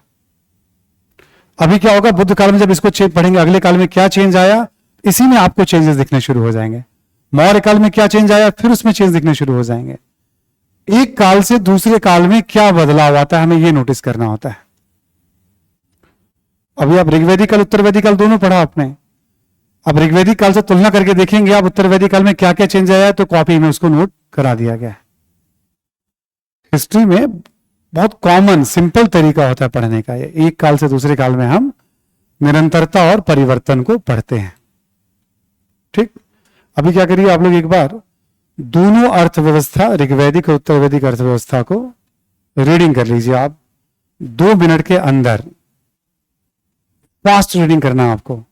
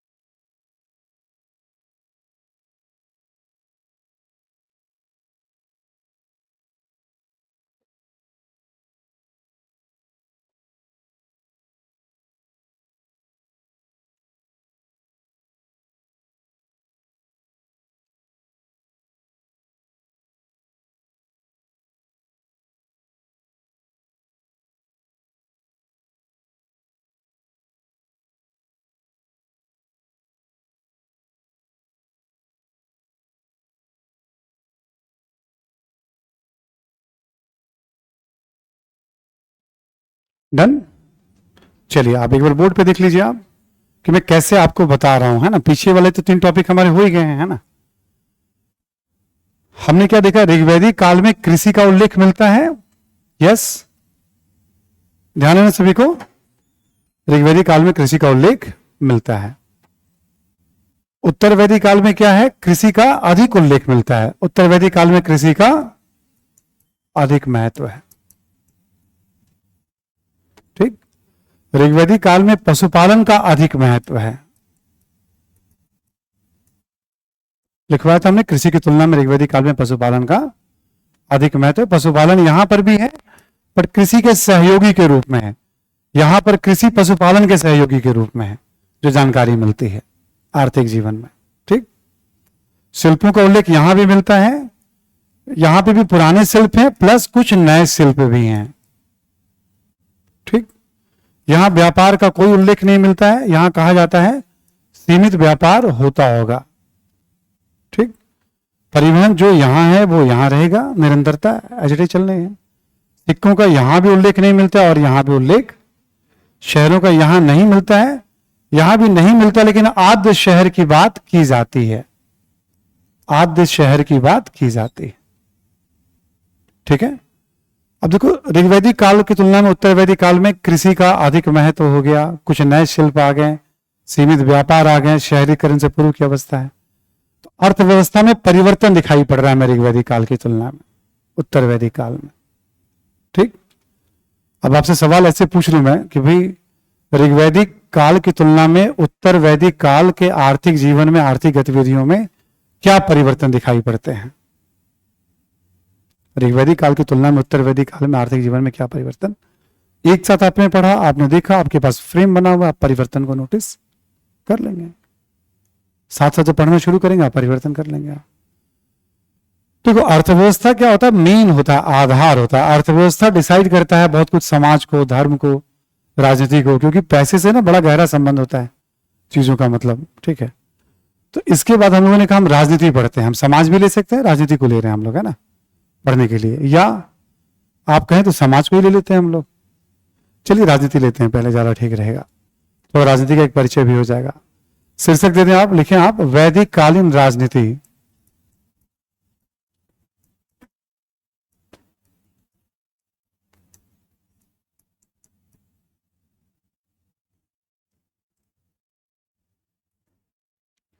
अब देखो, राजनीति में क्या होता है, हमने आपको अभी तक याद होगा आपको, संस्कृति में क्या पढ़ते हैं हम, क्लियर? विरासत में हम क्या पढ़ते हैं, कला में क्या पढ़ते हैं, स्थापत्य, चित्रकला और मूर्ति कला को कैसे पढ़ते हैं, ठीक है? समाज हम कैसे पढ़ते हैं, अर्थव्यवस्था कैसे पढ़ते हैं, धर्म कैसे पढ़ते हैं, ये सारी बातें आपको एक्सप्लेन कर दी गई हैं। जो हमने कहा कि एक अलग तरीके से जो हम लोग प्लान कर रहे हैं क्लास को, उसमें इस सारा कॉन्सेप्ट आपको लिखा दिया गया कॉपी के अंदर। संस्कृति में क्या शामिल होता है, कैसे पढ़ते हैं हम, विरासत हम कैसे पढ़ते हैं हम, कला के अंतर्गत क्या क्या आता है, स्थापत्य के अंतर्गत क्या आता है, चित्रकला के अंतर्गत क्या आता है, मूर्ति कला को कैसे पढ़ते हैं हम, समाज कैसे पढ़ते हैं, अर्थव्यवस्था कैसे पढ़ते हैं और धर्म कैसे पढ़ते हैं। आपने लिस्ट बनाई है क्या एक जगह? एक बार लिस्ट बना लीजिएगा एक जगह, किन किन चीजों को क्या क्या पढ़ने के लिए कहा गया है। बस इस वाले लिस्ट में एक रह गया है आपका, राजनीति। राजनीति जब हम पढ़ते हैं तो क्या ध्यान रखते हैं हम? राजनीति का मतलब ये समझ लो मोटे तौर पे, शासन से संबंधित गतिविधियां। हम लोग राजनीति वर्ड तो बहुत सारा यूज करते हैं हम लोग रोजमर्रा में। राजनीति यानी शासन प्रशासन से संबंधित जितनी भी गतिविधियां हैं वो सब राजनीति का पार्ट माना जाता है। हिस्ट्री में जब हम राजनीति पढ़ते हैं तो क्या पढ़ते हैं हिस्ट्री में हम? ये सारा चार्ट तो समझ में आ गया ना, आपकी कॉपी में लिखा हुआ है। इसका अलग से एक चार्ट बना लीजिएगा, पूरा का पूरा एंशिएंट, मिडिवल, मॉडर्न में भी बहुत हेल्प करने वाला है आपको ये। ठीक, जैसे अभी आपसे मैं कह दूं तो संस्कृति में क्या क्या लिखना है आपको बताओ, तो आपको ध्यान आना चाहिए संस्कृति में कौन कौन सी बातें आपको लिखनी है। नहीं ध्यान आ रहा है, इसका मतलब आप पुराने क्लास नोट्स का रिवीजन नहीं कर रहे हैं। ऑनलाइन बच्चों की तो बहुत सारी क्लासेस चल रही हैं, बट आपकी अभी केवल यही क्लास चल रही है। तो आपके पास एक एडवांटेज है, पूरे क्लास नोट्स को एकदम कहते हैं कायदे से पचा लेने वाला एडवांटेज है। आपसे कहा जाए कि आप आके यहां बोल दो, तो आप आके बोलना शुरू कर दो। सर लाइए मैं बोल देता हूं हड़प्पा अर्थव्यवस्था के बारे में, माइक दूंगा मैं, आप बोलना शुरू कर दो। आप ये वाली स्थिति होनी चाहिए आपकी, मैं लिख देता हूं, मैं बोल देता हूं। क्यों? ऑनलाइन बच्चों के तो कुछ और भी बैचेज अभी चल रहे हैं, आपके भी शुरू होंगे। आज भी हमने बात हुई है तो उन्होंने कहा कि नहीं ये बैच 2026 के लिए है, मतलब जो आपका शुरू हुआ है ना। जो बच्चे एग्जाम देना चाहें 25 में दे सकते हैं, बट 26-27 वाले बच्चे ज्यादा हैं इसमें। तो हम अभी थोड़ा बहुत आराम से बिल्ड करना है बैच को, बच्चों को बताना है। बातचीत चल रही थी कि क्या बच्चों के लिए अभी सर थोड़ा सा अच्छे से मेंस का एक बेस बना दीजिए पहले आप बच्चों का, ठीक है। पीटी का एक बेस बना दीजिए बच्चों को कैसे पढ़ते हैं, फिर आगे, ठीक है। जैसे क्लास बाकी क्लासेस को हम लोगों ने स्पीड कर रखा है, वैसे आपकी क्लासेस भी स्पीड अप हो जाएंगी, ठीक है। चलिए आगे बढ़ते हैं हम लोग। राजनीति में किसी भी काल में जब हम पढ़ते हैं तो राजनीति में हम क्या पढ़ते हैं?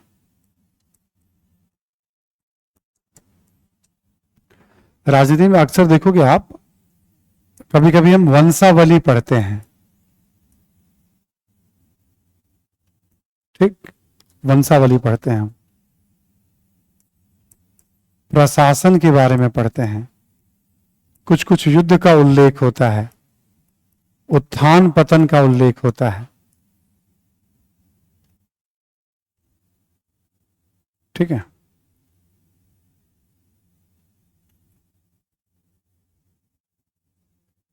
ठीक है, उत्थान पतन का उल्लेख होता है, युद्ध है, प्रशासन है, वंशावली है ना, इन सब का उल्लेख होता है, ठीक है। जैसे मान लो आप मौर्य काल पढ़ रहे हो तो कौन कौन से शासक हुए, गुप्त काल पढ़ रहे हो तो कौन कौन से शासक हुए। इवन वैदिक काल में भी शासकों का उल्लेख है, बट क्लैरिटी नहीं है। तो जहां क्लैरिटी नहीं है वहां कुछ एक दो शासकों के बारे में, एक दो वंशों के बारे में जानते हैं, उससे आपको राहत मिल जाता है। जहां क्लैरिटी है वहां बहुत पढ़ना होता है। सल्तनत काल में क्लैरिटी है, करीब 30 से ज्यादा शासक के बारे में पढ़ते हैं। मुगल काल में क्लैरिटी तो 18-20 मुगलों के बारे में पढ़ते हैं। जितना क्लैरिटी, अंग्रेजों के समय क्लैरिटी तो सारे गवर्नर के बारे में पढ़ते हैं, क्लाइव से लेके माउंटबेटन तक, ठीक है। जितना क्लैरिटी नहीं है उतना आपके लिए राहत की बात, उतना नहीं पढ़ना है आपको, मतलब, ठीक है। जितना क्लैरिटी आगे आती जाएगी उतना आपको ऐड ऑन करना पड़ेगा। तो वंशावली, प्रशासन के बारे में, जैसे केंद्रीय प्रशासन, ठीक है, कौन है, राजा है, मंत्री है, चोर सिपाही मत कर लीजिएगा, ठीक है।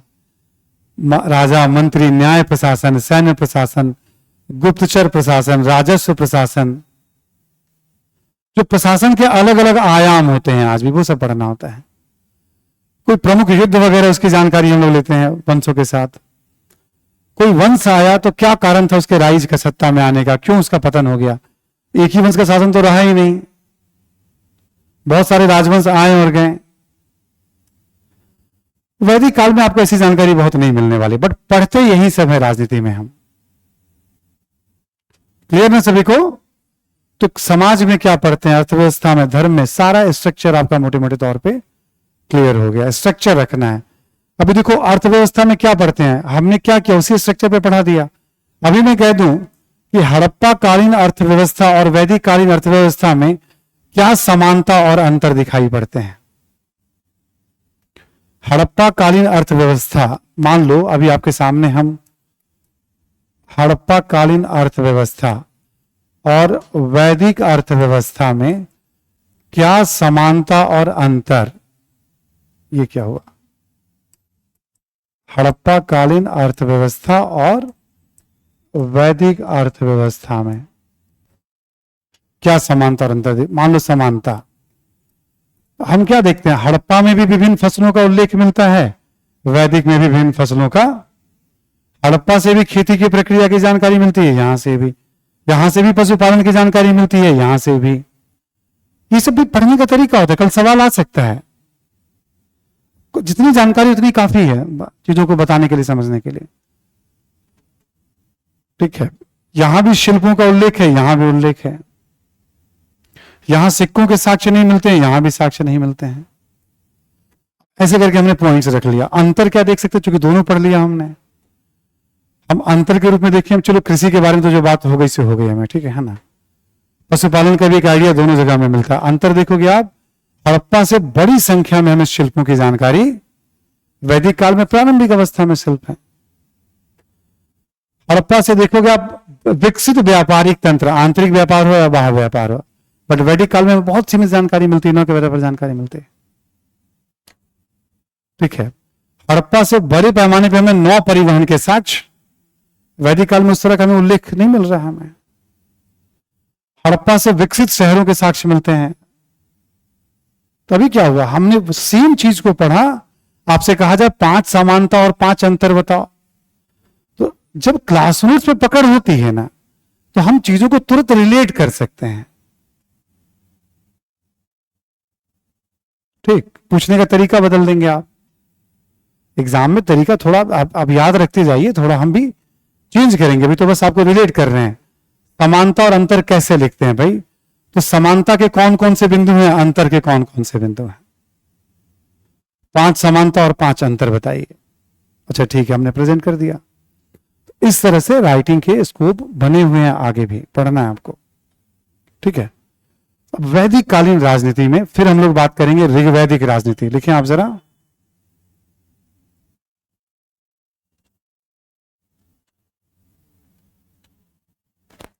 पहले लिखें आप ऋग्वैदिक राजनीति।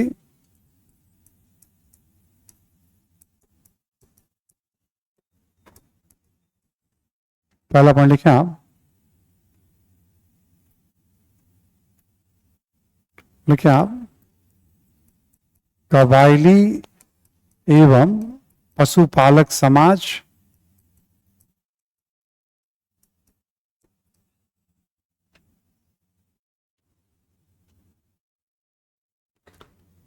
कबायली एवं पशुपालक समाज। ठीक है, यहां लिखिए आप, ऋग्वेद में विभिन्न जनों का उल्लेख मिलता है, विभिन्न कबीलों का उल्लेख मिलता है।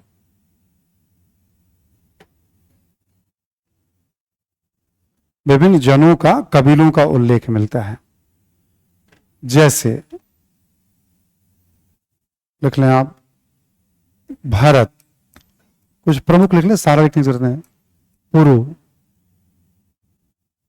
भारत, पुरु इत्यादि।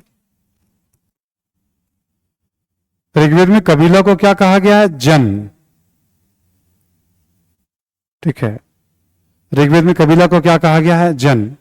तो ऋग्वेद में विभिन्न कबीलों का उल्लेख मिलता है, ठीक। जैसे भारत, पुरु, अनु, यदु, द्रुहु, तुर्वसु, अनिल, ठीक है, भलनास, शिवी, विशानन, ऐसे करके बहुत सारे कबीलों का उल्लेख है। फिर आप पूछोगे कहां है, तो आपके बुकलेट में दिए हुए सब नाम, उसकी जरूरत है क्या? नहीं है आईएएस के एग्जाम में, बट वहां सब लिख के दे दिया गया है, ठीक है भाई, ले लो आप, ठीक है। हमसे पूछोगे जब मुझे याद है तो मैं लिखवा भी सकता हूं, लिख लो आप इसको भी। आप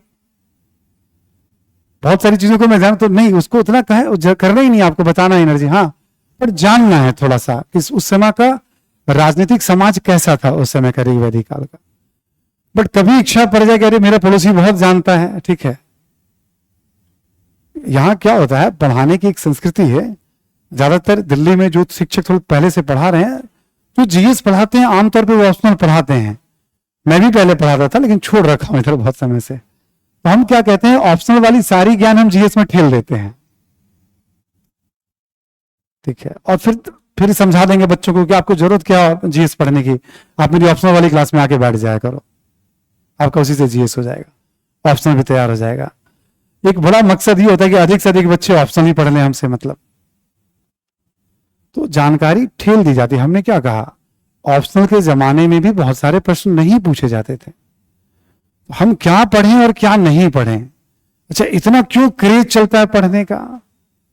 एक बहुत बड़ी जो आबादी होती है पढ़ने वाली, वो भीड़ की तरह व्यवहार करती है, और पढ़ाने वाले को भी लगता है कि काला अक्षर जितना हमने उगल लिया हम बहुत बड़े शिक्षक हैं। पढ़ने वाले में एक बहुत बड़ा भीड़ आपको दिखेगा, जो दिख रहा है भीड़ तंत्र किए जा रहे काम। पढ़ाने वालों में भी कल्चर दिखेगा, हम क्या कुछ यूनिक तो यही है कि अनावश्यक पढ़ने से बचा लीजिए बच्चों को, ठीक है। यदि गट्स है तो अनावश्यक पढ़ने से बचा लीजिए बच्चों को, क्योंकि बच्चों को पढ़ना बहुत है, ठीक है, पढ़ना बहुत है उनको, ठीक है। फालतू की चीजों से बचाइए। हाँ, आपको लगता है थोड़ा बहुत भी डाउट है तो सपोर्ट में सब उपलब्ध करा दीजिए बच्चों को। जब बच्चों की तैयारी पूरे विषय की हो जाए, उनको लगता है कि खाली समय तो जो पढ़ना है पढ़ते रहो आप, अब महत्वपूर्ण चीजों के लिए संघर्ष करें तो क्यों पढ़ोगे फिर आप, ठीक है। तो विभिन्न कबीलों का उल्लेख मिलता है, जैसे भरत, पुरु। अगला पॉइंट लिखें आप,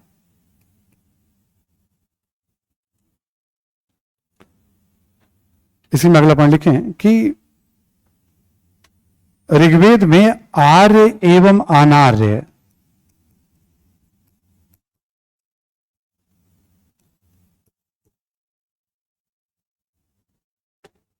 ऋग्वेद में आर्य एवं अनार्य जन के बीच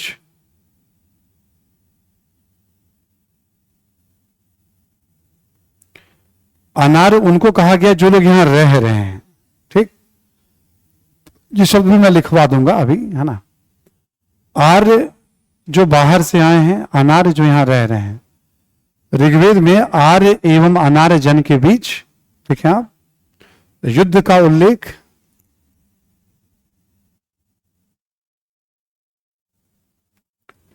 तथा आर्यों के बीच, आर्य जनों के बीच भी युद्ध का उल्लेख मिलता है।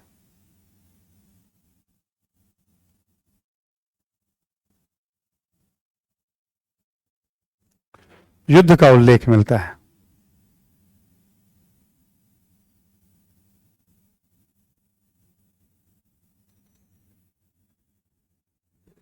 ठीक है। नोट कर लिया आपने। ऋग्वेद में देखोगे आर्य कबीलों के बीच में, अनार्य कबीलों के बीच में, बहुत सारे अनार्य, उनके बीच में युद्ध का उल्लेख मिल रहा है। आर्यों के बीच में युद्ध का उल्लेख मिल रहा है। युद्ध किस चीज के लिए होंगे, तो पशुओं के लिए, चारगाह के लिए, इन सब चीजों के लिए, प्रतिष्ठा के लिए सब युद्ध होता था, ठीक। इसी में लिखें एक प्रमुख युद्ध का नाम है, एग्जाम्पल लिखें आप, जैसे 10 राज युद्ध,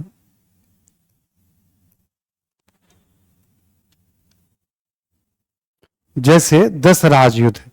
इस युद्ध के बारे में थोड़ी बहुत जानकारी रखिएगा, कभी पीटी में पूछ सकता है। रामचंद्र शर्मा की किताब तो आप सभी के पास होगी ना, आप किताब उसमें देखिएगा 10 राज युद्ध का कहां उल्लेख है, ठीक है। ऋग्वेदिक वाले चैप्टर में कहीं ना कहीं उल्लेख है, किसके बीच में हुआ था, कौन उसके पुरोहित थे, वो सब उल्लेख है। किस नदी के तट पर लड़ा गया था, तो रावी नदी के तट पे है ना, सब उल्लेख है। दशराज युद्ध के बारे में जानकारी दी गई, उसको पढ़ लीजिएगा ऐसे ही, ठीक।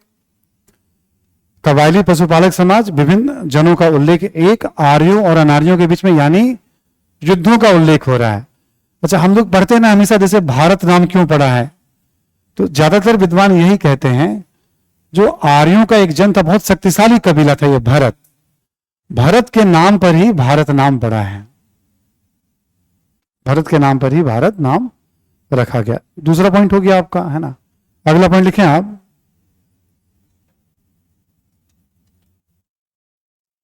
लिखें कबीले पर प्रशासन का उल्लेख, न कि क्षेत्र पर।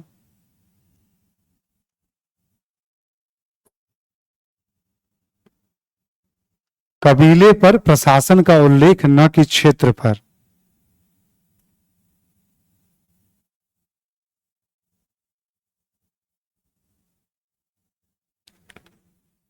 ना कि क्षेत्र पर लिख लिया आपने।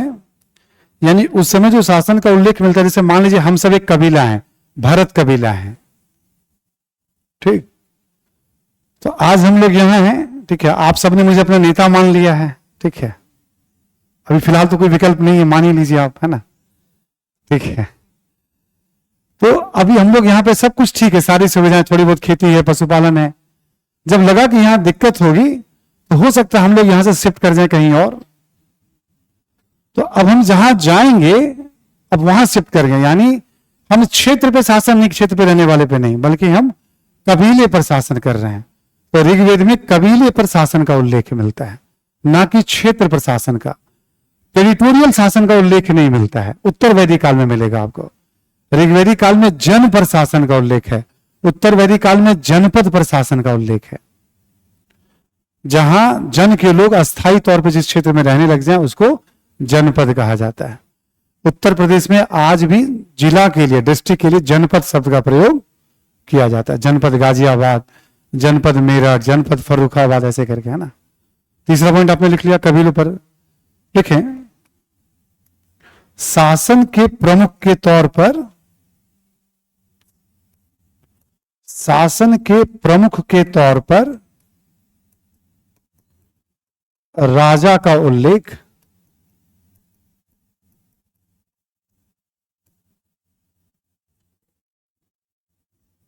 ठीक।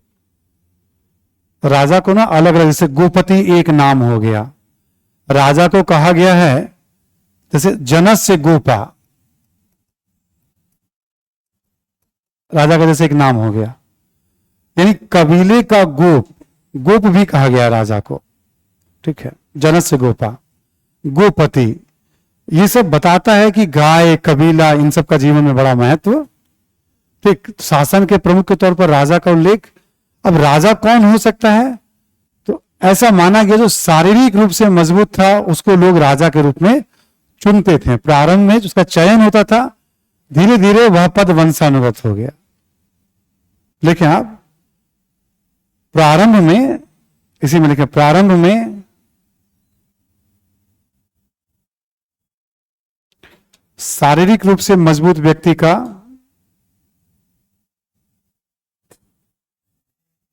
शारीरिक रूप से मजबूत व्यक्ति का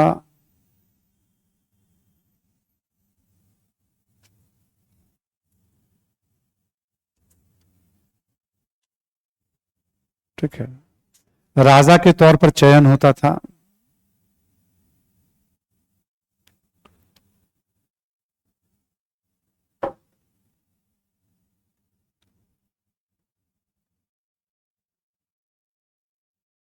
ठीक है, राजा के तौर पर चयन होता था, ठीक है। देखिए आगे चलकर ऋग्वेदिक काल में, आगे चलकर यह पद वंशानुगत हो गया। वंशानुगत, मेरे बाद मेरा जो उत्तराधिकारी होगा वो, उसके बाद उसका जो उत्तराधिकारी होगा, ऐसा माना जाता है। जैसे मान लो मैंने अच्छा परफॉर्म किया, तो जो मेरी प्रजा है खुश होकर मुझे ज्यादा उपहार देती थी, ठीक। तो मेरे पास ज्यादा सुविधाएं हैं, तो पूरा बाकी समय यदि खतरा नहीं, तो बाकी समय हम कोशिश करते थे कि शारीरिक रूप से हम कितना मजबूत, तो मेरा जो अगला पीढ़ी है उसको भी सारी सुविधाएं मिल जा रही है मेरे कारण, तो स्वाभाविक रूप से वो भी मजबूत, कुछ जेनेटिक्स के कारण, कुछ सुविधाओं के कारण।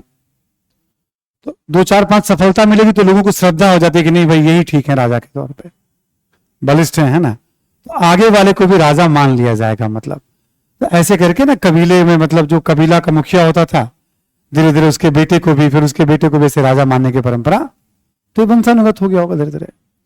आगे लिखे आप, राजा का प्रमुख कार्य होता था, राजा का प्रमुख कार्य होता था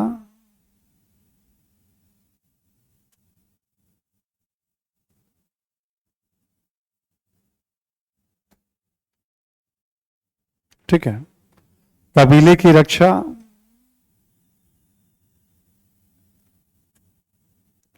पशुओं की रक्षा,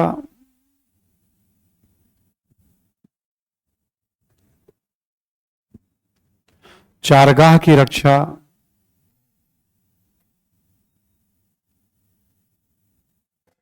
तथा युद्ध में कबीले का नेतृत्व करना।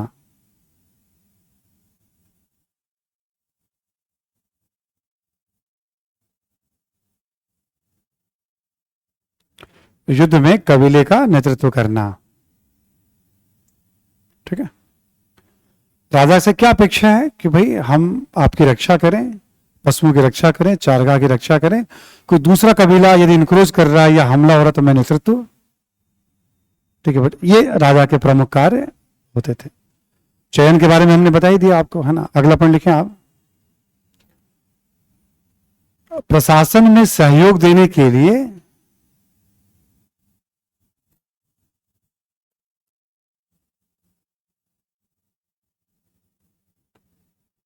कुछ संस्थाओं का भी उल्लेख मिलता है, जैसे सभा, समिति, विदत गण। संस्थाओं का भी उल्लेख मिलता है, सभा, समिति, विदत गण। ठीक, यहां ब्रैकेट में लिख लेंगे आप, राजा के चयन में समिति की महत्वपूर्ण भूमिका होती थी। राजा के चयन में समिति की महत्वपूर्ण भूमिका होती थी।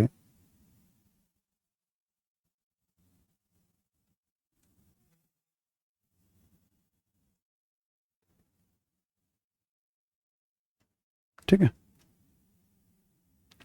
राजा के चयन में समिति की महत्वपूर्ण भूमिका होती थी। समिति में क्या होता था, थोड़े युवा या वयस्क जैसे लोग होते थे और वो राजा का चयन करते थे, मतलब वो सब लड़ने में बड़ी भूमिका होती थी उनकी, है ना। ठीक है, तो ऐसा वाला सिस्टम होता था समिति में। सभा क्या होता था, थोड़े बड़े लोग होते थे इसमें, और जो भी उत्पादन हुआ या लूट का माल कहीं पे भी हमला हुआ तो उसका न्यायपूर्ण बंटवारा करते थे। विदत में क्या होता था, वृद्ध लोग होते थे, कुछ लोग होते थे कबीले के 4 5 7 10 ऐसे लोग हो गए, कोई भी कंट्रोवर्सी है, विवाद है किसी के बीच में, तो उसको निपटारा बैठ के न्याय का काम, तो विदत न्याय का काम कर रहा है, सभा बंटवारे का काम कर रहा है, समिति राजा के चयन का काम कर रहा है। ये सब ऐसे चल रहा है, हम में से ही सब लोग हैं, कुछ लोगों के मिलकर के सभा बन गई है, कुछ लोग विदत में हैं, सभी युवा लोग, चूंकि अब जितने सब समिति के पार्ट हैं, आप तय करेंगे कि राजा कौन होगा, है ना, ऐसा वाला सिस्टम चल रहा है। इतनी जानकारी आती है किताबों में, इस तरह से लिखा हुआ है। अगला पॉइंट लिखें, लिखे कुछ अधिकारियों का भी उल्लेख मिलता है।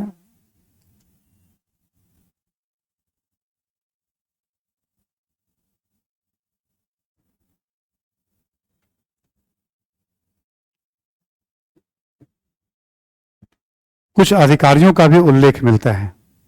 अब राजा अकेले कैसे काम करेंगे, तो राजा को सहयोग देने के लिए कुछ अधिकारी भी हैं। लिखें आप, जैसे जैसे में लिख लें आप, पुरोहित,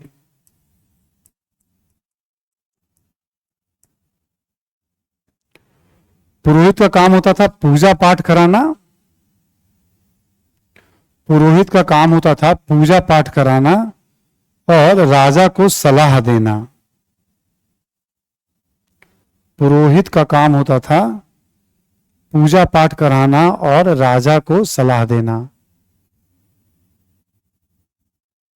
अक्सर देखेंगे जितने भी पुराने राजवंश हैं, मुख्य पुरोहित सलाहकार मेन वही होते थे, राजा के बाद अगला व्यक्ति, बुद्धिमान व्यक्ति जो होगा, मतलब पूजा पाठ भी करा रहा है और बुद्ध क्या करना है क्या नहीं करना। इसी में लिखें आप पुरोहित के बाद जैसे वज्रपति, चारगाह का प्रमुख, सेनानी,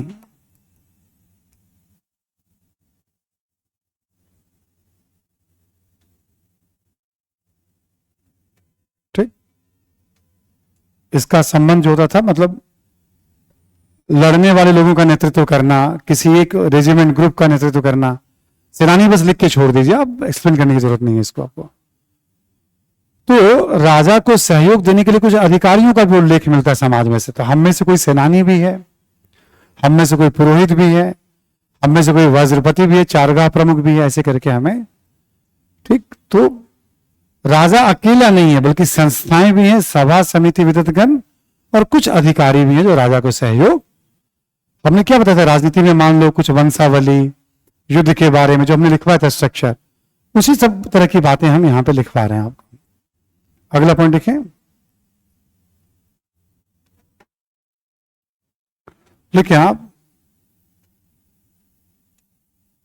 कि चूंकि अधिशेष उत्पादन नहीं होता था, अधिशेष उत्पादन,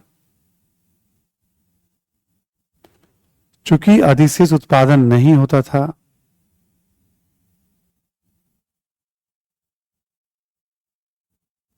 इसलिए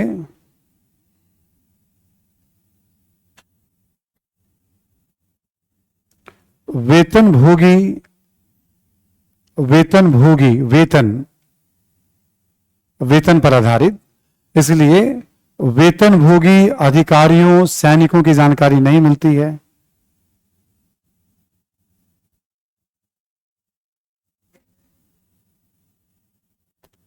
वेतन भोगी अधिकारियों और सैनिकों की जानकारी नहीं मिलती है,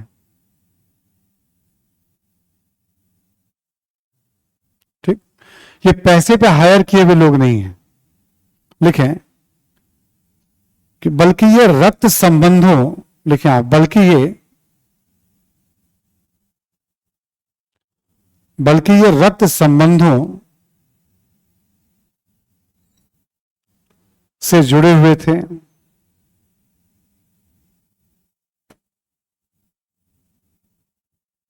ठीक, जो भी अधिकारी हैं, जो सैनिक हैं, ये सब ब्लड रिलेटिव, हम सब देखो, कबीला का मतलब क्या हुआ, किसी एक मूल पुरुष उत्पन्न से लोग, मतलब कोई एक प्रमुख है और उससे ही पूरा का पूरा जो है कबीला ऐसे है। यही कॉन्सेप्ट अपने यहां गोत्र का भी है जो ऋषि के नाम से लिया जाता है, हम बात करेंगे आपसे। तो जितने भी लोग हैं, जैसे मान लीजिए आप में से कोई पुरोहित है, तो हम सब रक्त से बंधे हुए हैं, ब्लड रिलेटिव हैं हम लोग, कहीं ना कहीं 4 पीढ़ी 5 पीढ़ी 7 पीढ़ी पहले 10 पीढ़ी पहले हम एक ही पूर्वज से जुड़े हुए हैं। क्यों, सिक्का तो है नहीं, अधिशेष उत्पादन तो है नहीं कि पैसा देके किसी को हायर किया जाएगा। ये सब कैसे चलता था, रक्त संबंध। बात समझ में आ रही है, अधिकारी वेतन पे नहीं है, रक्त संबंधों पे है।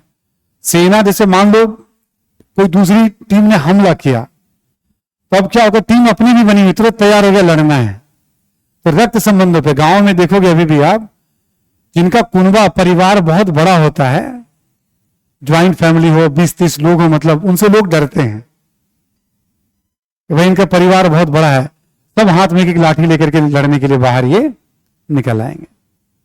उनका दबदबा चाहे कितना भी हथियार हो, पर जिनकी संख्या भले उनका आज भी दबदबा है।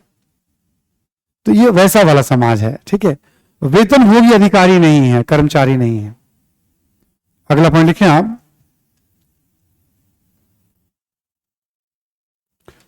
लिखें कि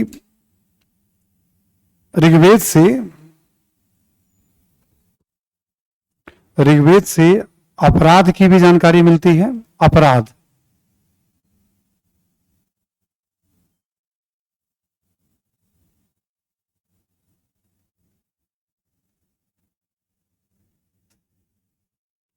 ऋग्वेद से अपराध की भी जानकारी मिलती है। जैसे पशुओं की चोरी, जैसे पशुओं की चोरी। ठीक। अब ऋग्वेद में एक वर्ड आया है पणी। ठीक, समझ लीजिए, फिर लिख लीजिएगा आप। ऋग्वेद में बार बार उल्लेख है, जो पणी है ये पशु चोर हैं, पशुओं की चोरी कर लेते हैं। कोई वर्ग रहा होगा, ठीक है ना, जिनका बार बार उल्लेख आया कि पशु चोर के रूप में बड़े कुख्यात हैं। तो ऋग्वेद में पशु चोर को बहुत बड़ा अपराध माना गया है। ऋग्वेद में पशु चोर को बहुत बड़ा अपराध माना, क्योंकि पशु जीविका का प्रमुख आधार है उनका। ठीक है, तो ऋग्वेद में अपराधों का भी उल्लेख मिलता है, जैसे पशु चोरी, ब्रैकेट में लिख लें आप, पणी, पणी का पशु चोर के रूप में उल्लेख मिलता है।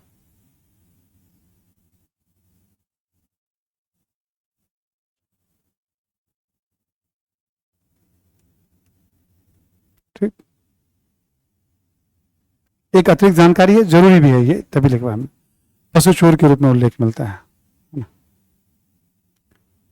लिखें कि अपराधियों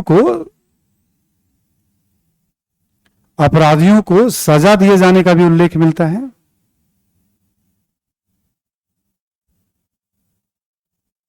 अपराधियों को सजा दिए जाने का भी उल्लेख मिलता है।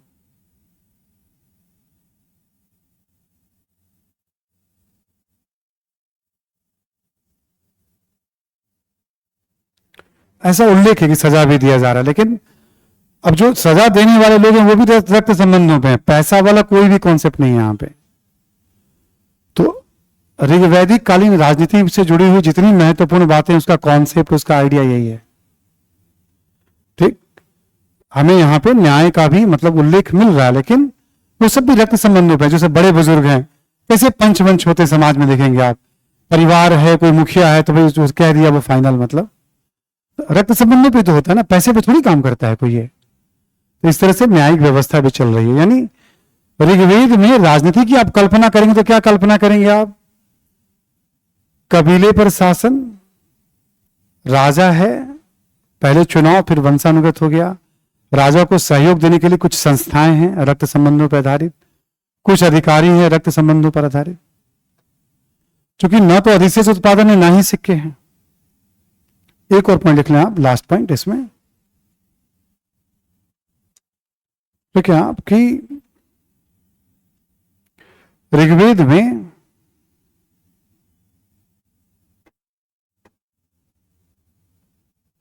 राजा को, ऋग्वेद में राजा को स्वेच्छा से उपहार,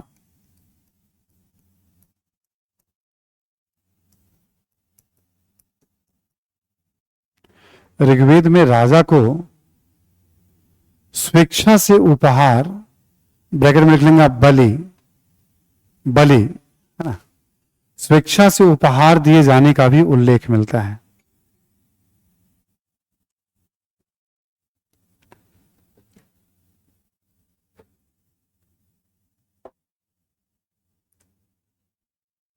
ठीक है, राजा को स्वेच्छा से उपहार दिए जाने का भी उल्लेख मिलता है, बलि।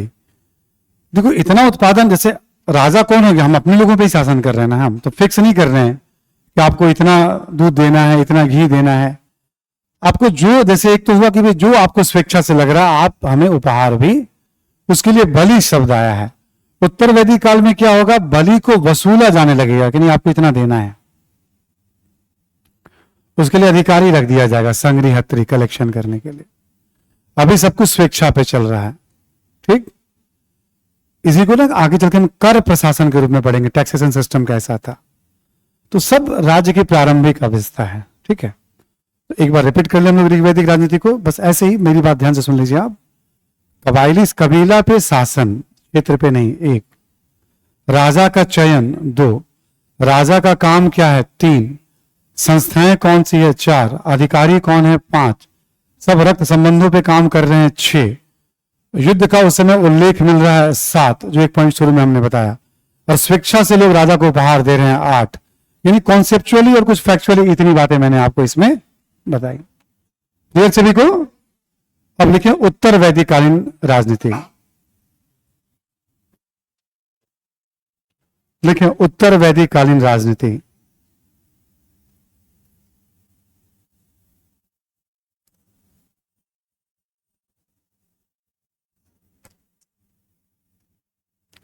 लिखें उत्तर वैदिक साहित्य में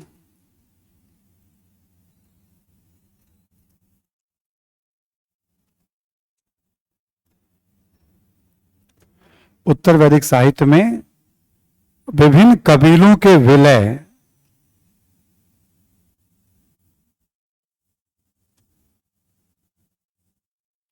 विभिन्न कबीलों के विलय, जैसे भारत और पुरु जो है ये दोनों मिल जाएंगे तो एक कुरु कहलाएंगे, कुरु वंश, कौरव वंश का जो इतिहास पढ़ते हैं महाभारत में, है ना। ठीक है, उत्तर वैदिक साहित्य में विभिन्न कबीलों के विलय एवं अस्थायी तौर पर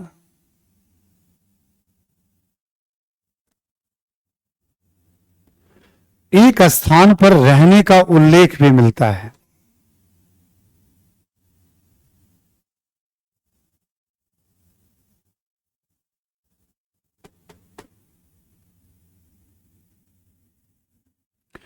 एक स्थान पर रहने का उल्लेख भी मिलता है। ठीक, लेकिन इसे जनपद कहा गया है, जनपद।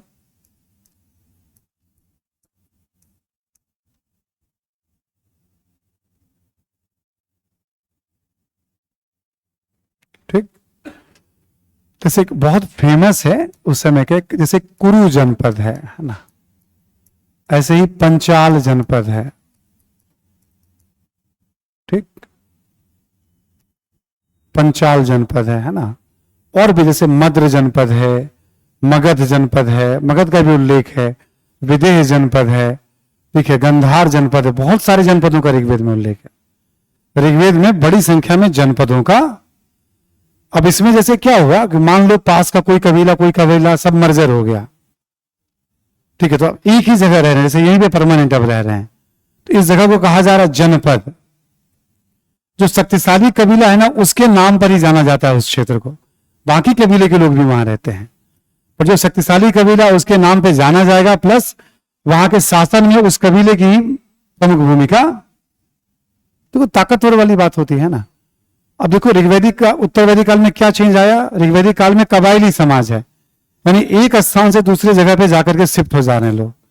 अब यहां क्या हो रहा है कि नहीं, विलय भी हो रहा है और एक साथ, क्योंकि विलय हो रहा साथ तभी रहेंगे जब उतना उत्पादन हो रहा हो, उतना उत्पादन होगा, खेती होगा, तभी तो रह पाएंगे, वरना ये भी घूमते रहते हैं।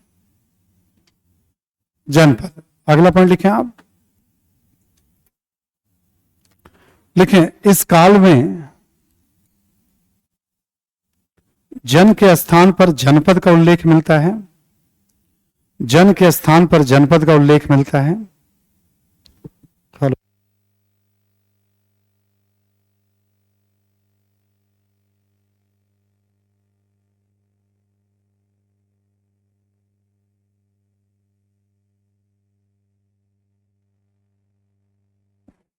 ठीक है, तो जनपद पर, जन के स्थान पर जनपद का शासन पर उल्लेख मिलता है, यानी अब राजा जो है जनपद पर शासन कर रहा है। अब राजा क्षेत्र की रक्षा भी करेगा, लोगों की रक्षा भी करेगा, युद्ध में वही सेम चीज है, बस एक कॉन्सेप्ट चेंज हो गया। अब क्यों, क्योंकि एक जगह रह रहे हैं, क्यों रह रहे हैं, क्योंकि उतना उत्पादन हो जा रहा है, खेती और अर्थव्यवस्था है, तभी ये संभव हो पाया है। अगला पॉइंट लिखें आप, नेक्स्ट पॉइंट लिखें आप कि उत्तर वैदिक काल में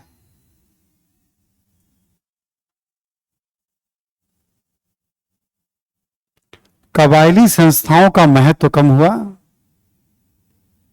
कबायली संस्थाओं का महत्व कम हुआ,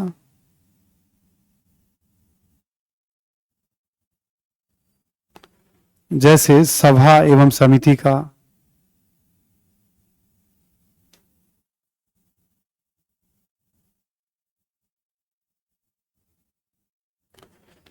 जैसे सभा एवं समिति का, इसमें लिखें विदत का उल्लेख नहीं मिलता है, विदत का उल्लेख नहीं मिलता है।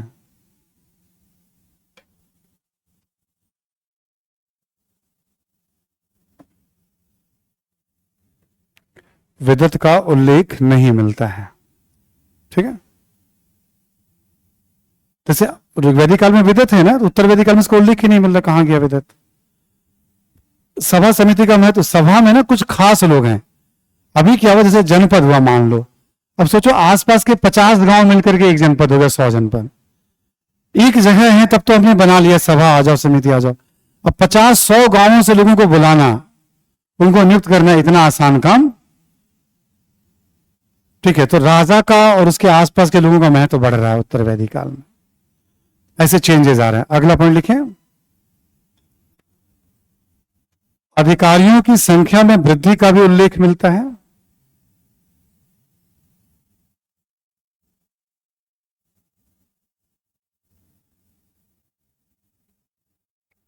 अधिकारियों की संख्या में वृद्धि का भी उल्लेख मिलता है।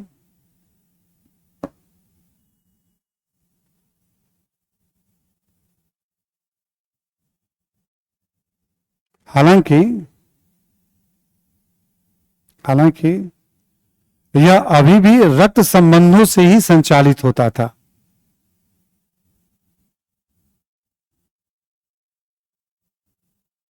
अभी भी रक्त संबंधों से ही संचालित होता था।